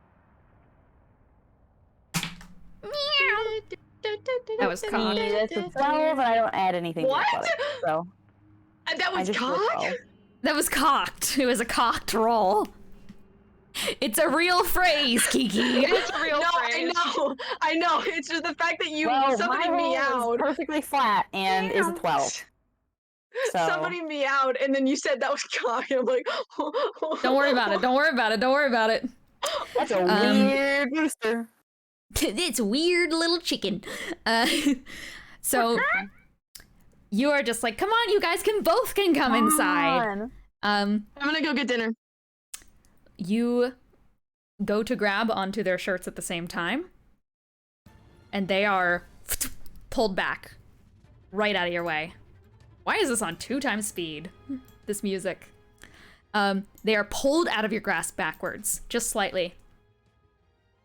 And you see as you like whiff on your grab, Grimoire just stands there, pulls the both of them back.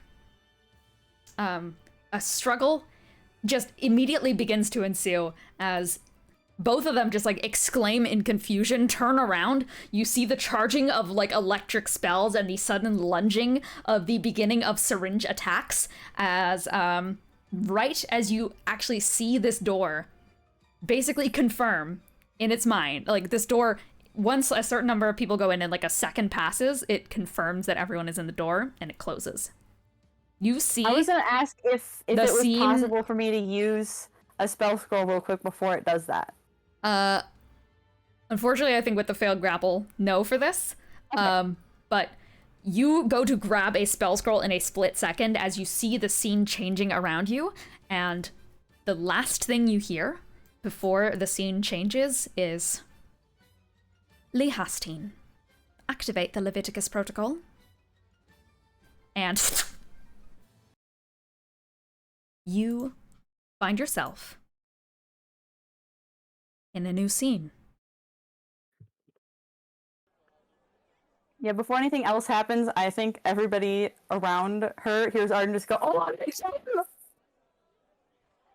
And yeah, right as like Bennie and Lelee are able to turn in the direction of Arden's frantic shouting and movement, and just like the quick rush of trying to get a spell scroll out in time to hopefully save the two of them, they were right next to you. They were right behind you. But before everything can kind of just like settle in, and before you can do anything, you're in the new scene. And the Guys, sudden we gotta chaos. speedrun this for real.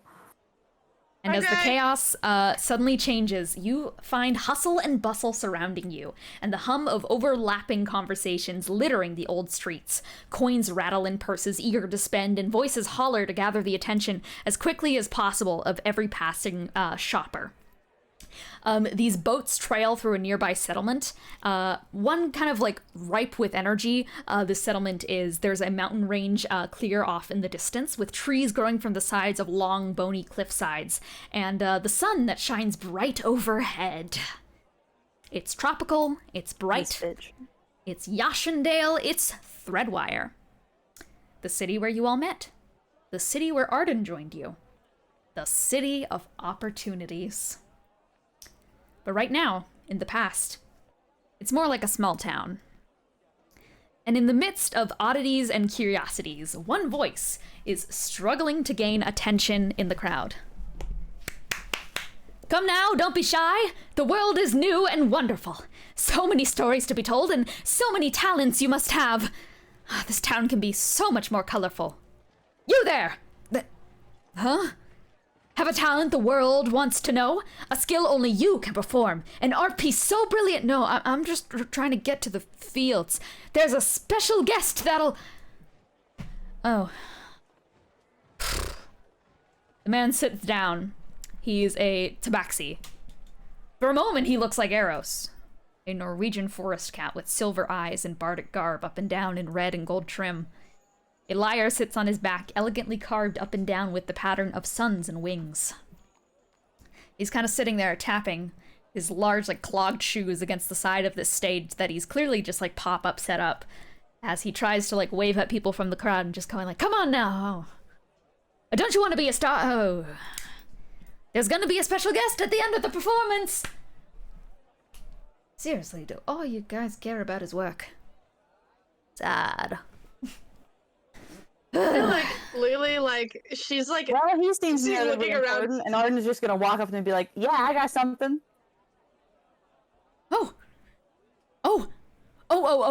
Sorry, I got a little bit lost in my own thoughts. I wasn't sure anyone was actually going to come over and offer. Well, you have made my day, my friend. I think the three of us can probably do, like, acrobatics something. Yeah. Oh, three of you, even better.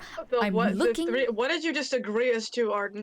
Nice we're to speedrunning meet this. you. My name is Apollo. Pleasure to meet you. I am looking for a set of performers, ones who can make a spectacle. I need all eyes to turn to the stage. The main star needs a good entrance, and he's looking for something show-stopping. All you gotta Who's do... the main guy? That's a surprise, my friend. Yeah, Can't don't worry spoil about the it. show. I'm pretty sure that this feels narratively important, so we gotta... I don't know mean- what a narrative is. I Don't worry concur with the about it. purple one, in not knowing exactly The what a purple narrative one? tends to be other than in a play aspect, you know, a production of sorts, but that is what I'm looking for. I'm looking for Yeah. someone with chutzpah. Do you have chutzpah? First of all, buddy, there's two purple ones here. I'm Lelee. This is Bennie. This is Arden. Hello. Oh, another performer steps up. And, Lelee, Bennie, what is your name, you intrepid little performer? Sorry, I'm eating something. You've managed to, Arden, like, has, find like, a tiny donut she has, off like, of, like, a passing by, snack. like, sample giver, who's like, come get your free sample! Come get your free sample! Free I'm samples for Arden. everyone! And they're the two I was talking about when I said 3, for context. 1, 2, 3. Oh, wonderful! Oh, and Sorry, Arden, you sure this- you can also, yeah. like, I can join as well. Who's this? There is just a human next to you. He is shorter than an average human, scruffy and fluffy brown hair, baggy pants, very roughed up tunic covered in dirt, and what smells like whale oil. He has like eye bags and a little dagger affixed to the Whale oil. holster on his arm, and he just goes like, well, I'm all right with doing that. I don't consider myself a bard or anything, but I got a friend trying to get into it, so I'll give it a shot if I have others doing it Get in too. here. You got me. See, like, and, Lelee, showing like- people. Oh wow, wonderful! I've never worked in a production before outside of out there in the farms. You know, I think I'll make you all look a lot better. Once again, I don't have much experience, but I'm hoping to bring to the table at least, you know, a little bit of a rustic charm. I saw you all shouting over here and congregating over here. I'm not part of their group, but I'm willing to join in too. Okay, Lelee, well, like, this is great. She like smells the scent of whale oil and she just turns to them and she's like, "Do you work on a whaling ship?" No, I work with this new whale oil, and we've been trying to oil up some wheels to make cargo and traversing go faster. We've been trying to make it so that we grease up the wheels and then we go sliding. But most of our encounters have ended up with people's face in the wall, if you know what I mean. The carts get a little bit too slippery. Well, that is a wonderful story, and one that you will absolutely have to tell well on stage, my friends. I don't have all day, unfortunately. I just need to get the word out to as many people as possible, and I don't want sundown to hit without all eyes on that stage. Where do we need to go? So, all you need to do is... And what is the fastest route to get there? Well, no need to be in such a big rush, my friend, my little green friend. First, I just want to know my performers a little the bit. faster we get there, the better. Well, hold your damn horses. Because I know you want to get up out there on that stage and rush out there to get all the glory and all that stuff and all that jazz. But look at me, you gotta take it slow. Slow and steady wins the race at the end of the day. We gotta have time to practice, you know. Exactly. You gotta take your time, and then you gotta go out there and you gotta do it with chutzpah. You know what chutzpah is? Yeah, and what I'm saying is, like, our practice is getting there as fast as possible. Well, you're right next to the stage, and I mean, I am willing to I know you're eager little performers, but I need to know a little bit about you guys, just real quick. I know your names. You got Lelee, we got Arden, we got Bennie, and your name? Oh, I am Zornzanath, but that's complicated, so you can call me Zoran. Whatever sounds better, you know, on the stage, I guess. Okay, and just to go around and see what your individual acts are going to be about. I just want to make sure that we're actually going to have stuff that brings in those viewers that I'm looking for. Lelee, what kind of act are you putting on? How can I sell this? God, I can't do magic, but I can turn into a giant bat. Okay, Lelee. I'm also really good at acrobatics. The Monk. winged? No. The cave door? No. I'm a vampire. If that gives any assistance, she's like drinking from a jug. Like if that just helps at all. The miraculous blood sucking? No, that's gonna scare people away. The fierce, the unbeatable. No. Oh, it's not coming to me. The cutest bat you've ever seen. The cutest bat you've ever seen, Lelee Lenovel. Perfect. The cutest. How do you know my last name? You mentioned it, didn't you? Anyways, Lelee Lenovel, Yeah. the littlest acrobat of the sky. Retcon, I meant. The littlest and cutest acrobat of the sky, coming to you live, all from Apollo's stage. I think she died from excitement. Discord ain't shit. What did you say? I was just announcing your act, that being the cutest, the most adorable, the acrobatic, Lelee Lenovel, the bat. Yeah, acrobatic. The acrobat! I think I'm going to pass out with my genius. Please don't pass out, Apollo. I really do not need you to pass out right now. That's okay, I am keeping my chutzpah about me. It's all about the chutzpah. That's what keeps us going. You're right. Yes, that is what keeps us Every going. time you say it, it sounds like you're hawking a loogie. I'm hawking a... Oh, I know a lot about hawking a loogie. No, not Zoran that kind of speaks- loogie, idiot. Sorry I for didn't mean to being call a you an idiot. I right didn't mean to call idiot. You know, it happens sometimes. It's a little bit rude, but I understand, mate. I didn't mean to call you an idiot. Listen, I'm just used to calling people around me idiots because I'm around family a lot. So, Well, it's real. Continue. I'll take it as a compliment that you actually think of me as like your sibling of sorts. So I'll take that as a okay. On to our next performer. You guys deal with your sibling bickering some other fucking time. Next up, Little Green Arden. What will your act be? What do you bring to the stage? What is your talent? I'm gonna get Bennie to throw me as high in the air as he can. Oh, so this is a double act. Bennie will throw you into the air as high as possible. Yep. That's what I'm asking you to do. I mean, I'm also... I mean, unless you want to do something else. I am Ooh. a musician. The daring. Even better, but you throw me the- into the air while playing musician. Which, by the way, we have a really good backup in the form of the jazz hands here. I'm sure you've heard of them. They're very famous. Oh, this ensemble is everything I've ever looked for in my entire life. The opening act. Really? That's Lelee, the acrobat. The adorable acrobat. And then, everyone, come to the main stage immediately. You won't want to miss this. The devious, the devilish, the fantastic, the wonderful, the scandalous father-daughter duo of Arden and Bennie. The A and the B. I don't know what that is that I'm going for exactly, but Arden and you Bennie. can just call us all the jazz hands. Frankly, they're kind of the most important part. All the jazz hands. The father-daughter duo and the gang of gangly musical hands. You said Exactly. scandalous?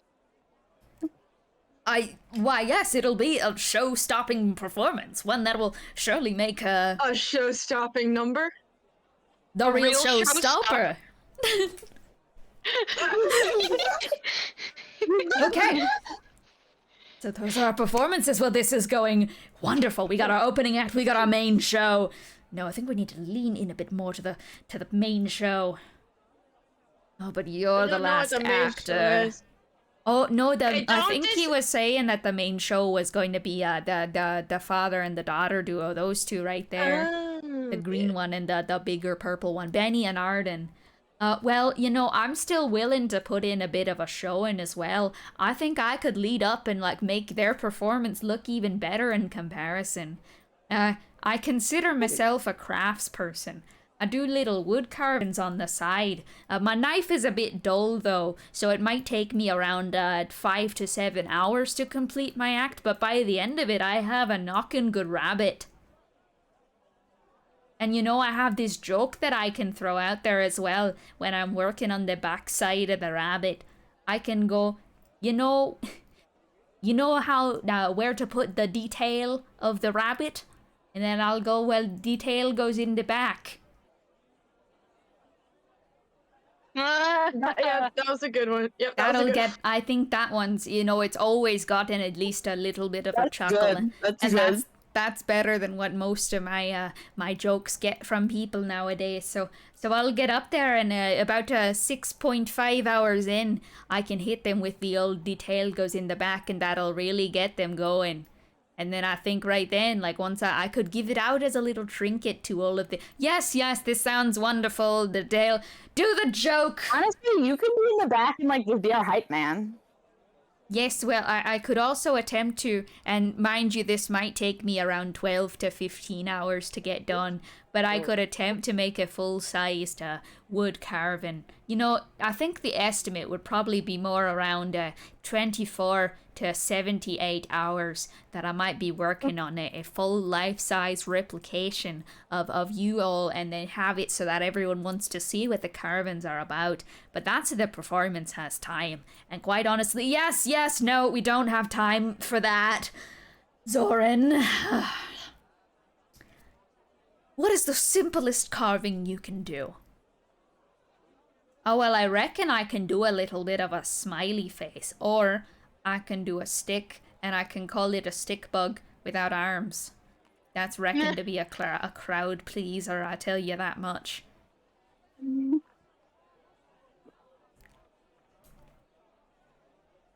I shouldn't turn down a performer, considering that I'm jack fucking shit out of performers. Besides, you two acts. I mean, Zoran, buddy, you do farm work, right? I work sometimes, now I don't actually do the farming, but what I do is I work on making the carts. I've been hired officially as a What if you greaser grease boy. the stage and then slide across it? Now that right there is a good idea. However, there is an I unfortunate think you have fact a real that promising career in slapstick. That being the fact that unfortunately I used the last of my greasing up the cart that you see over there on the 2nd Street. Yeah, the cart just so happened to run to the bakery, and so people aren't all that happy about that, and so grease is getting a little bit of a bad name here. It's likely gonna put my company down in the shambles for just a little bit longer. You have a company? Oh yeah, no, I work as an employee at my company. The company actually just consists of my brother and I, but instead of having co-ownership, he thought I was more of a follower, and he was right because I'm his one and only employee. And unfortunately, I am considered the worst employee because he appoints himself as best employee of the month every month, which by process of elimination makes me the worst employee, which can probably be backed up by the fact that I greased up them wheels too much. But my official position is known as a grease boy. Okay, where do you work? Oh, well, we kind of run it out of the family home, you see. And when people have a rickety cart, we go up to them and we go, do you want to go fast? And then usually they say something along the lines of, I don't really need it, but I mean, if you're willing to offer it, and then, you know, I'll go like, yeah, I can do that. And then my brother will punch me and say, no, that'll be about 5 gold pieces. And I say, that's too much, my friend. You know what 5 gold pieces can do if you have too much in the right spot. You know, that can crash an economy, you know. The world of business is quite new, but I don't think that there should be one people stockpiling all the money all the time. So I keep telling my brother, we gotta stay humble out here, or else we're gonna lose the respect. I think you'd make a great... You have an amazing career as, like, a guy that tells people to stop hoarding money.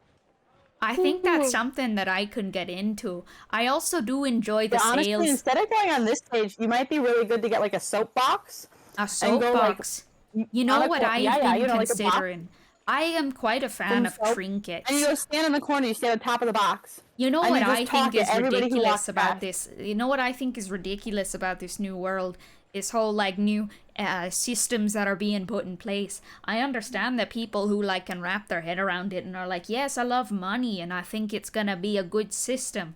But the thing I don't get is, why do we put so much love into all these, like, tiny little gold pieces when there's so many things that are more fun to hold in your hand? You know, a gold piece, it's good for a first little bit. You can bite it a couple of times and it gets a little bit interesting from there. I'll tell you what, that's a fun thing to do on a Sunday night. But, you know, I think a real fun thing to hold in your hand is a nice good stick. And so occasionally, when my brother's not around me and he's asking for the gold pieces, and I tell him, don't charge them 5 gold pieces again, you charge them at the most 1 gold piece. We don't want to be, you know, we don't want to lose our humble roots. It's getting nightfall. If you want to hurry this story along, my friend. I'm getting towards the end. If you just give me a moment. I'm sorry, but there's a lot of information to get by in a close amount of time. So basically, I sometimes when my brother's not around, I ask people for trinkets in return for greasing up their wheels. And, you know, that's actually where I got this dull knife. You see, this is the first carving I've ever made. And he pulls up this wooden piece that has a single line down it. So I was saying I can knock out a really mean stick bug with no arms. That's because that's what I've gotten the most practice in. But I reckon I could make a bunny. What's the best trinket you got in that collection, buddy? I have a number of wonderful... What is the flashiest one you have? I want you to think of the flashiest one, the one that makes the most noise ever. You know what? I could give you a trinket. A wonderful trinket. A trinket that is, dare I say, it'll be a show-stopping trinket. A real show trinket. Stopper. Well, that would be wonderful. And if you could direct me to your nearest cart that belongs to you, in return for this wonderful trinket, I could grease up your wheels. But you're gonna have to take it slow on the first few days. And also, if it gets rainy out, you know, the grease is gonna get everywhere and you're gonna go slip sliding down your driveway. Sometimes the grease overflows in our grease catcher at home. When we perform our services on the grease, we gotta make sure it's extra greasy, and so we grease ourselves up, and then we put our greased selves in the grease to make it more greasy. So, you know, when it gets overflowed like that, it is extra greasy grease. And so if the grease falls off your wheels in say, the rain or something like that, you may find yourself slip sliding even while not in the cart. So it's a really good idea to make sure that you're greasing your cart respectfully towards the nature and, you know, responsibly. But considering the forecast of what the clouds look like right now, which it seems to be getting near nightfall, I know you said you wanted to put the show on, but I'm always a lucrative businessman, and if you're in the market for a nice greasing, you know, I will not stop a customer from inquiring even if it's beyond my hours. I don't get paid overtime, I only get paid in trinkets, but you know, I'm always willing to make a deal. I might have had an old man moment, but I didn't pick up about half of that. Oh, do you need a rundown on my greasing industry? You see, I'm working with my brother. Thank you. Okay. I really appreciate Well, it. if you ever need a greasing in the future, you can always call the city's one and only grease boy, that being me, Zoran Zornzanaf. Do you have hair That's a grease? fascinating. No, I do. You know, I've never put grease in my hair, other than the one time that I fell in the grease and the grease was in my hair. And I tell you what, that grease was hard to get out of my hair. It took about 7 days in total for my hair to stop being greasy. A number of it fell off and was replaced with these strands that they almost looked like they were made of a gelatinous fluid like that, between those of like a chicken's kind of knee structure. Had that going on for a couple of days.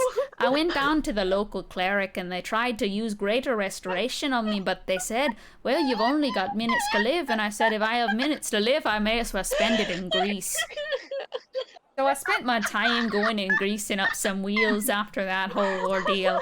And then I found out that the actual reason that my head was doing the funny thing and the greater restoration didn't work wasn't because it was a lethal poison of sorts that could not be cured by these greater spells, but it was actually because I had these clogged pores up in my head, and it was just all the grease coming out. And the grease had managed to gelatinize with a little bit of my plasma. And, you know, from there, it kind of just became its own kind of thread. So, you know, I don't know how porous your head is, but if you've lost a little bit of hair in the coming days, I wouldn't recommend putting grease in your hair. But, you know, grease can sometimes be applied to the hair sparingly, so long as you don't trip and fall in the grease. You know, now that I think about it, if you did a headstand with a hair covered in grease, I bet you could slide real far. That might be something to look into for your traveling father-daughter act. Okay. Does that answer your questions? It does. Thank you. I can provide you a complimentary 2-liter box of grease if you ever require it. I will let you know. Thank you. Yes, of course. Is the show supposed to start soon? Yes! Yes! It was supposed to start. You know what? This guy's great. We're losing Do the daylight. show like really, really fast. We're losing daylight. You're in a rush. I'm in a bit of a rush myself. So, Let's go Zoran, get this done. Zoran, you're wonderful. You can be you can come out after, perhaps, you know, the main show is done. You know, you can come off and show off that trinket. I give you the nice trinket, and you can go like, wow, the trinket. You know, a closing act, a nice slow closing act. So you're gonna go after the main star goes on the stage. Okay, so here's our set list. We're going to do Lelee. You know, when it comes to setting, can you shut the fuck up? I was just gonna talk a little bit about setting grease sometimes. Hey, don't be mean. He has a special Apollo, I get interest that you're in the its main grease. act, but, like, you don't need to be like that. I apologize quite deeply for my outburst. It's this performance is important to me. And you may all just be random people I picked from the streets. Yeah. An acrobat. a father-daughter duo. One with high-flying axe and a band of jazz-playing hands. And a grease boy. That is what I am named formally, but you can just call me Zoran when it and a grease boy. A beautiful grease boy. Lelee is gonna lean over to Arden and she's just gonna whisper, wow, there's some tension between Apollo and the grease boy. You are not gonna... I can already tell that this likely won't be the best show of the world's lifespan. But for the sake of it all, just do a good job. Okay. I'll do my best. I still haven't fully decided on my act yet. Well, we'll get to it as they're doing their acts, okay? Because it'll be the closing act. I wonder if I'll have that much time to decide. I'm not sure how long it takes. Okay, so the first one up, I'm gonna bring you up on stage, Lelee. You're all gonna introduce yourselves, and I'm gonna ask you a wonderful question first of all. Okay, that's how we're gonna do it. You know? We're gonna have a great time. Great time. Great time. Great. Are we all ready? Actors ready? Everyone ready for their show, their performance. Yep. It's gonna be great. Yeah, sure. We probably could have had time to go through a whole, run through of the set and the numbers, but at this point, fuck it. We got a grease boy on. We got a grease boy on team. What can go wrong? Nothing. Nothing could go wrong. What the hell do you mean? Okay, so I'm gonna go up on stage, gonna announce you in. You guys are gonna come up stage. You're gonna make your bow, and then we're gonna start the show. Are you guys ready? Yeah. Oh, great. Go. Let's just get this over with. And you see him step up on stage, and Zoran just turns to you guys and smiles and goes, well, I reckon that you guys are gonna have wonderful acts, all of you. Unfortunately, I don't know if I'm gonna be able to see them all. So it'd be great if later after the show, maybe over a cup of grease, we could discuss possibly further what happened during your performance. Depends on whether or not we get the, orb right away or not. Oh, what kind of orb are you looking for? Because I've seen a number of orbs. I noticed that a couple of kids like to play with the... So, people of Threadwire, hear my call.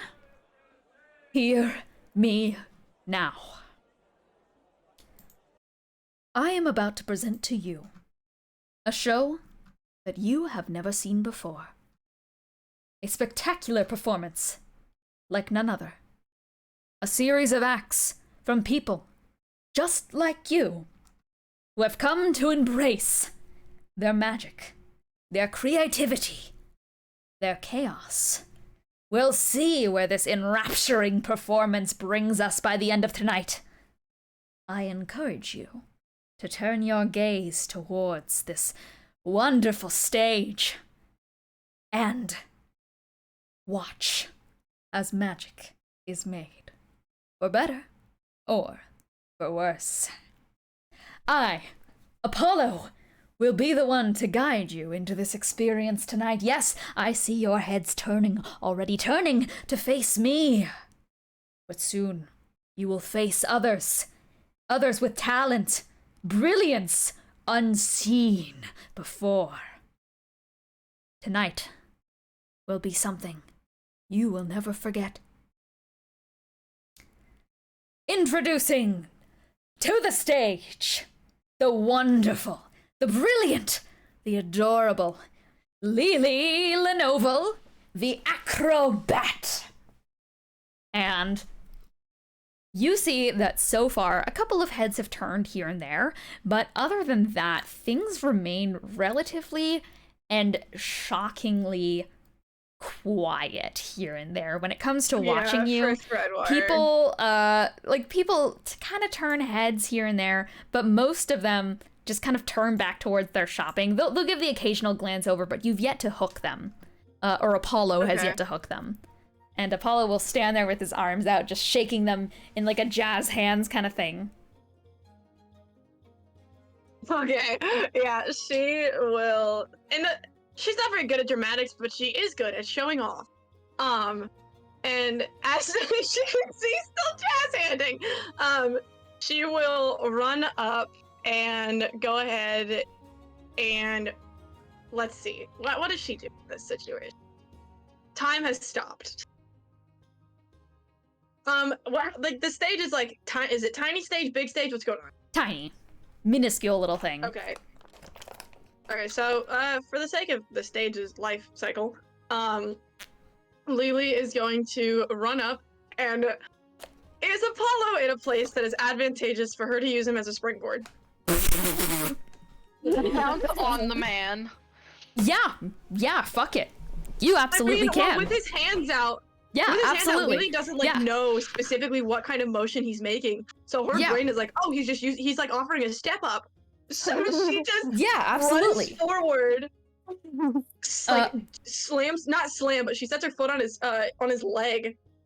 I am and going basically just launches herself up. I'm going to make this an acrobatics check instead of a performance check. Yeah, I mean, when she's up there is when the magic starts, but for now she actually has to get above, up in a direction. That will be a 17. A 17? I'm getting a lot of 17s. I rolled a 7 and then plus 10.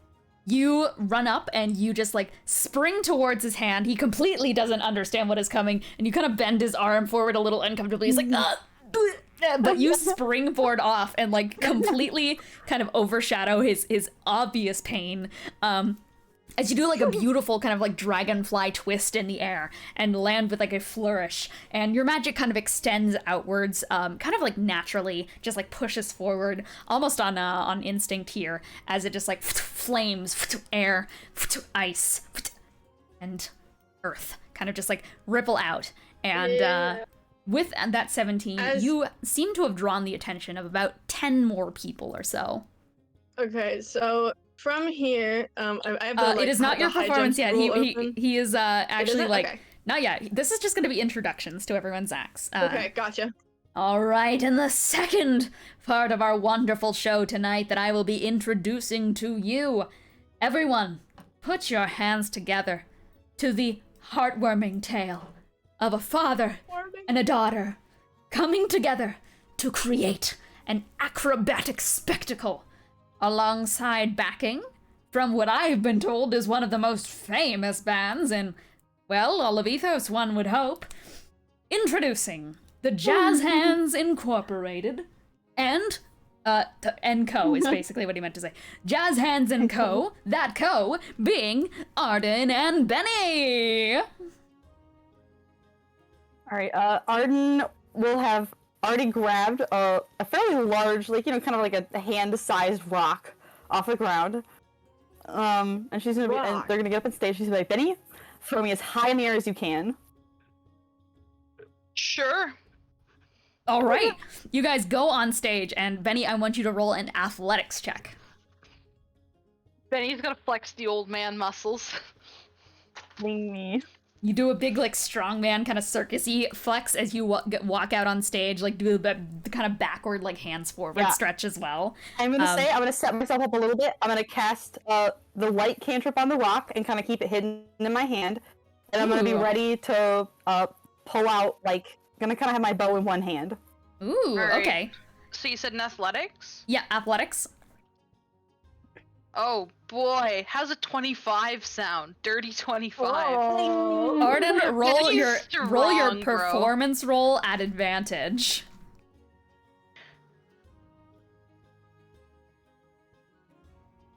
Arden? I'll pull the die out. Oh, Anyway, yeah, see, here we performance go. at We have advantage. Oh wait, that's not a D20. That's a D12. Probably a good thing to have an actual D20.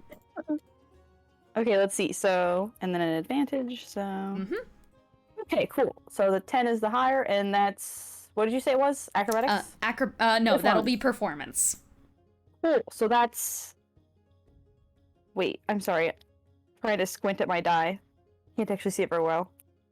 I should. I'm gonna turn on the light. Sorry. Yeah, valid. I was like, actually, what does it say?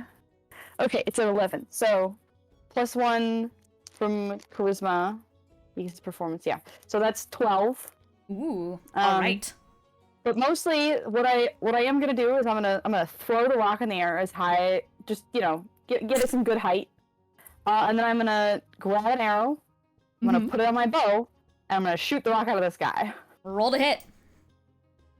This I'm better at. Let's see. 13 plus 11, so That hits. Yep. 24. Yeah. Yeah, I don't know. I guess my goal is to get it to shatter. So You shoot your arrow up into the air, and it pierces through the rock. And this rock is touched with the light cantrip, right? yes. So it Yeah. explodes into like a stardust like explosion and fall of like this beautiful kind of like glitter that drips from the sky, burning with the intensity of just like a bright, powerful, beautiful twinkling light that falls from the sky like a swarm of fireflies around you. As you're thrown up in the air, the rock is thrown farther, it's shattered, and you land back down perfectly, like held by one hand from Bennie. You land on top of that on one foot and with your bow in hand, and you guys just like stand there as you draw in around 40 people towards the stage, and Apollo just goes. And that is just the beginning, ladies and gentlemen, and those who fall into other categories here and there, so make sure to keep tuned. We also have a special guest coming out near the end of the performance that you won't want to miss, but alright, let's introduce our final guest to the stage, our final performer, one who is going to bring this show down and make history. I hope. Introducing... What was his name again? Zoran Zornoff. Zoran Zornoff, the Grease Boy. And with the sound of slightly grease-covered footsteps that kind of sound like Squidward walking, you hear... Wait. Yeah, literally, as he is just going to step up the stage, and make sure that you guys keep your eyes peeled for his wood carving experience, because he's going to be performing such an experience with a special little trinket, given courtesy by our special guest tonight. But who is the special guest? Someone that you've all been waiting to see for a very long time, even if you don't think you were. You better be ready for it. We have our starting acts lined up and our... And we hope to put on a show-stopping performance for you all. I didn't actually get to introduce myself with a funny flourish. Welcome to the show! Everyone bow! All right, Really I'll bow. Bowing. Zoran slips forward as he goes to bow on some grease on the end of his foot and face plants directly off the stage and rolls down Wait, does this onto the side of does this it. elicit a laugh?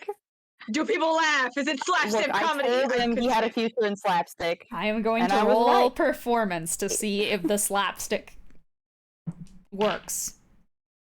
If you get a nat 20, it would be really funny. It would No, be but really that's a funny. It would be really 19. funny. That's a 19, which means that a mass of laughter goes out beyond the crowd, and Apollo actually kind of looks shocked as like 20 more people are drawn to the scene around you, and people are now waiting with bated breath for the show to begin. They're all kind of laughing and pointing like in like a, oh, this must be the clown kind of way at Zoran.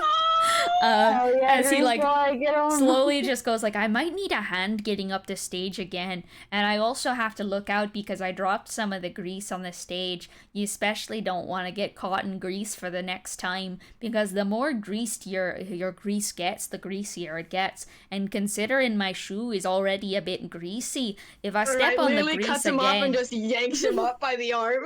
and the audience ruptures with applause as they are all excited for the show to begin. And in the midst of it all, Apollo just lets out this cat-like grin and is just gonna go, oh, this is gonna work just fine. And we are going to end this session off here. Oh my goodness. I happen to just be a little guy, and I do happen to Why like is he grease. Canadian? I am allowed to make my characters Canadian as a Yeah. Canadian myself. It's like the Canada spider. Oh I don't know dear. why I said Canada like that. Oh dear, I'm just a little guy, and I just so happen to be selling my grease.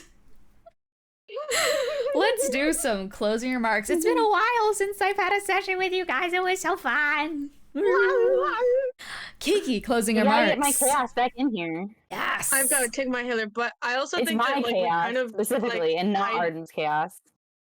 Yeah, I think we kind of like hijacked the session a little bit, but That's I think okay. it's all in good fun. I love Zoran, and fun fact, I've been developing an accent this entire time because for some reason, every time I say my A words, sometimes I say it like ah. So like every time I say like I'm supposed to say Ganondorf, I say Ganondorf, and I don't know Ganondorf. why. It's cause I'm Ganondorf. infecting your brain. Because you I said see. like Canada. I literally said Canada dear. Spider. Oh dear. It seems that you've Oh come dear, under I the said- influence of the grease.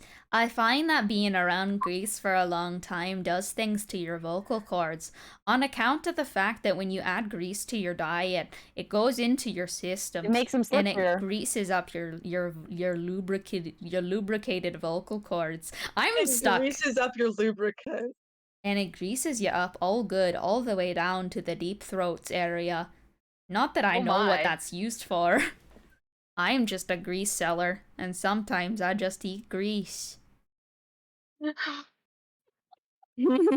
Well, there's definitely no need to talk about deep That's- throating on Arden. That's my closing remark. I think Zoran just possessed me.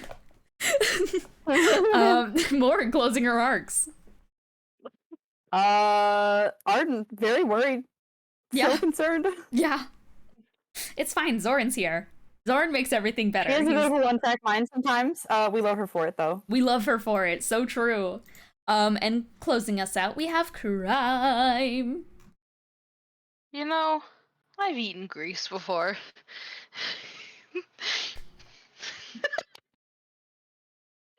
I mean, if I eat particularly greasy pizza, I just feel like awful, so I tend to avoid it. No, I've actually. eaten machine grease by accident. I'm not even talking about like.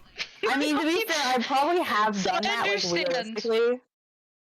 Well, I don't know if I've eaten grease, but I've probably had a bit of sewing You machine oil ate here and there. grease? You Like, whenever I ate didn't the wash my hands thoroughly country enough of or something, Greece? you know? Look Yeah. out, Italy! I'm coming for you next! Italy looks tasty. Watch out, babe. All right, well, Yummy, yummy. tune in next time. Sorry. Whoa, tune in next time that we run the Cursed Ones for more shenanigans. As Ride or Die continues to suffer, we will be having fun with the funniest NPCs I've written in a while, including our favorite Canadian We just Zoran. get more and more Woo! shenanigan as time goes on. Exactly. Yeah, see, this is Lily picking Zoran up from the ground. So real. I will see you guys next time on the Cursed Ones. I hope you guys all enjoyed today's session. And, Kiki, I have one request for you. Can you Oh, what's up? play Ooh to end us off, please? See you next time. Goodbye! Wah.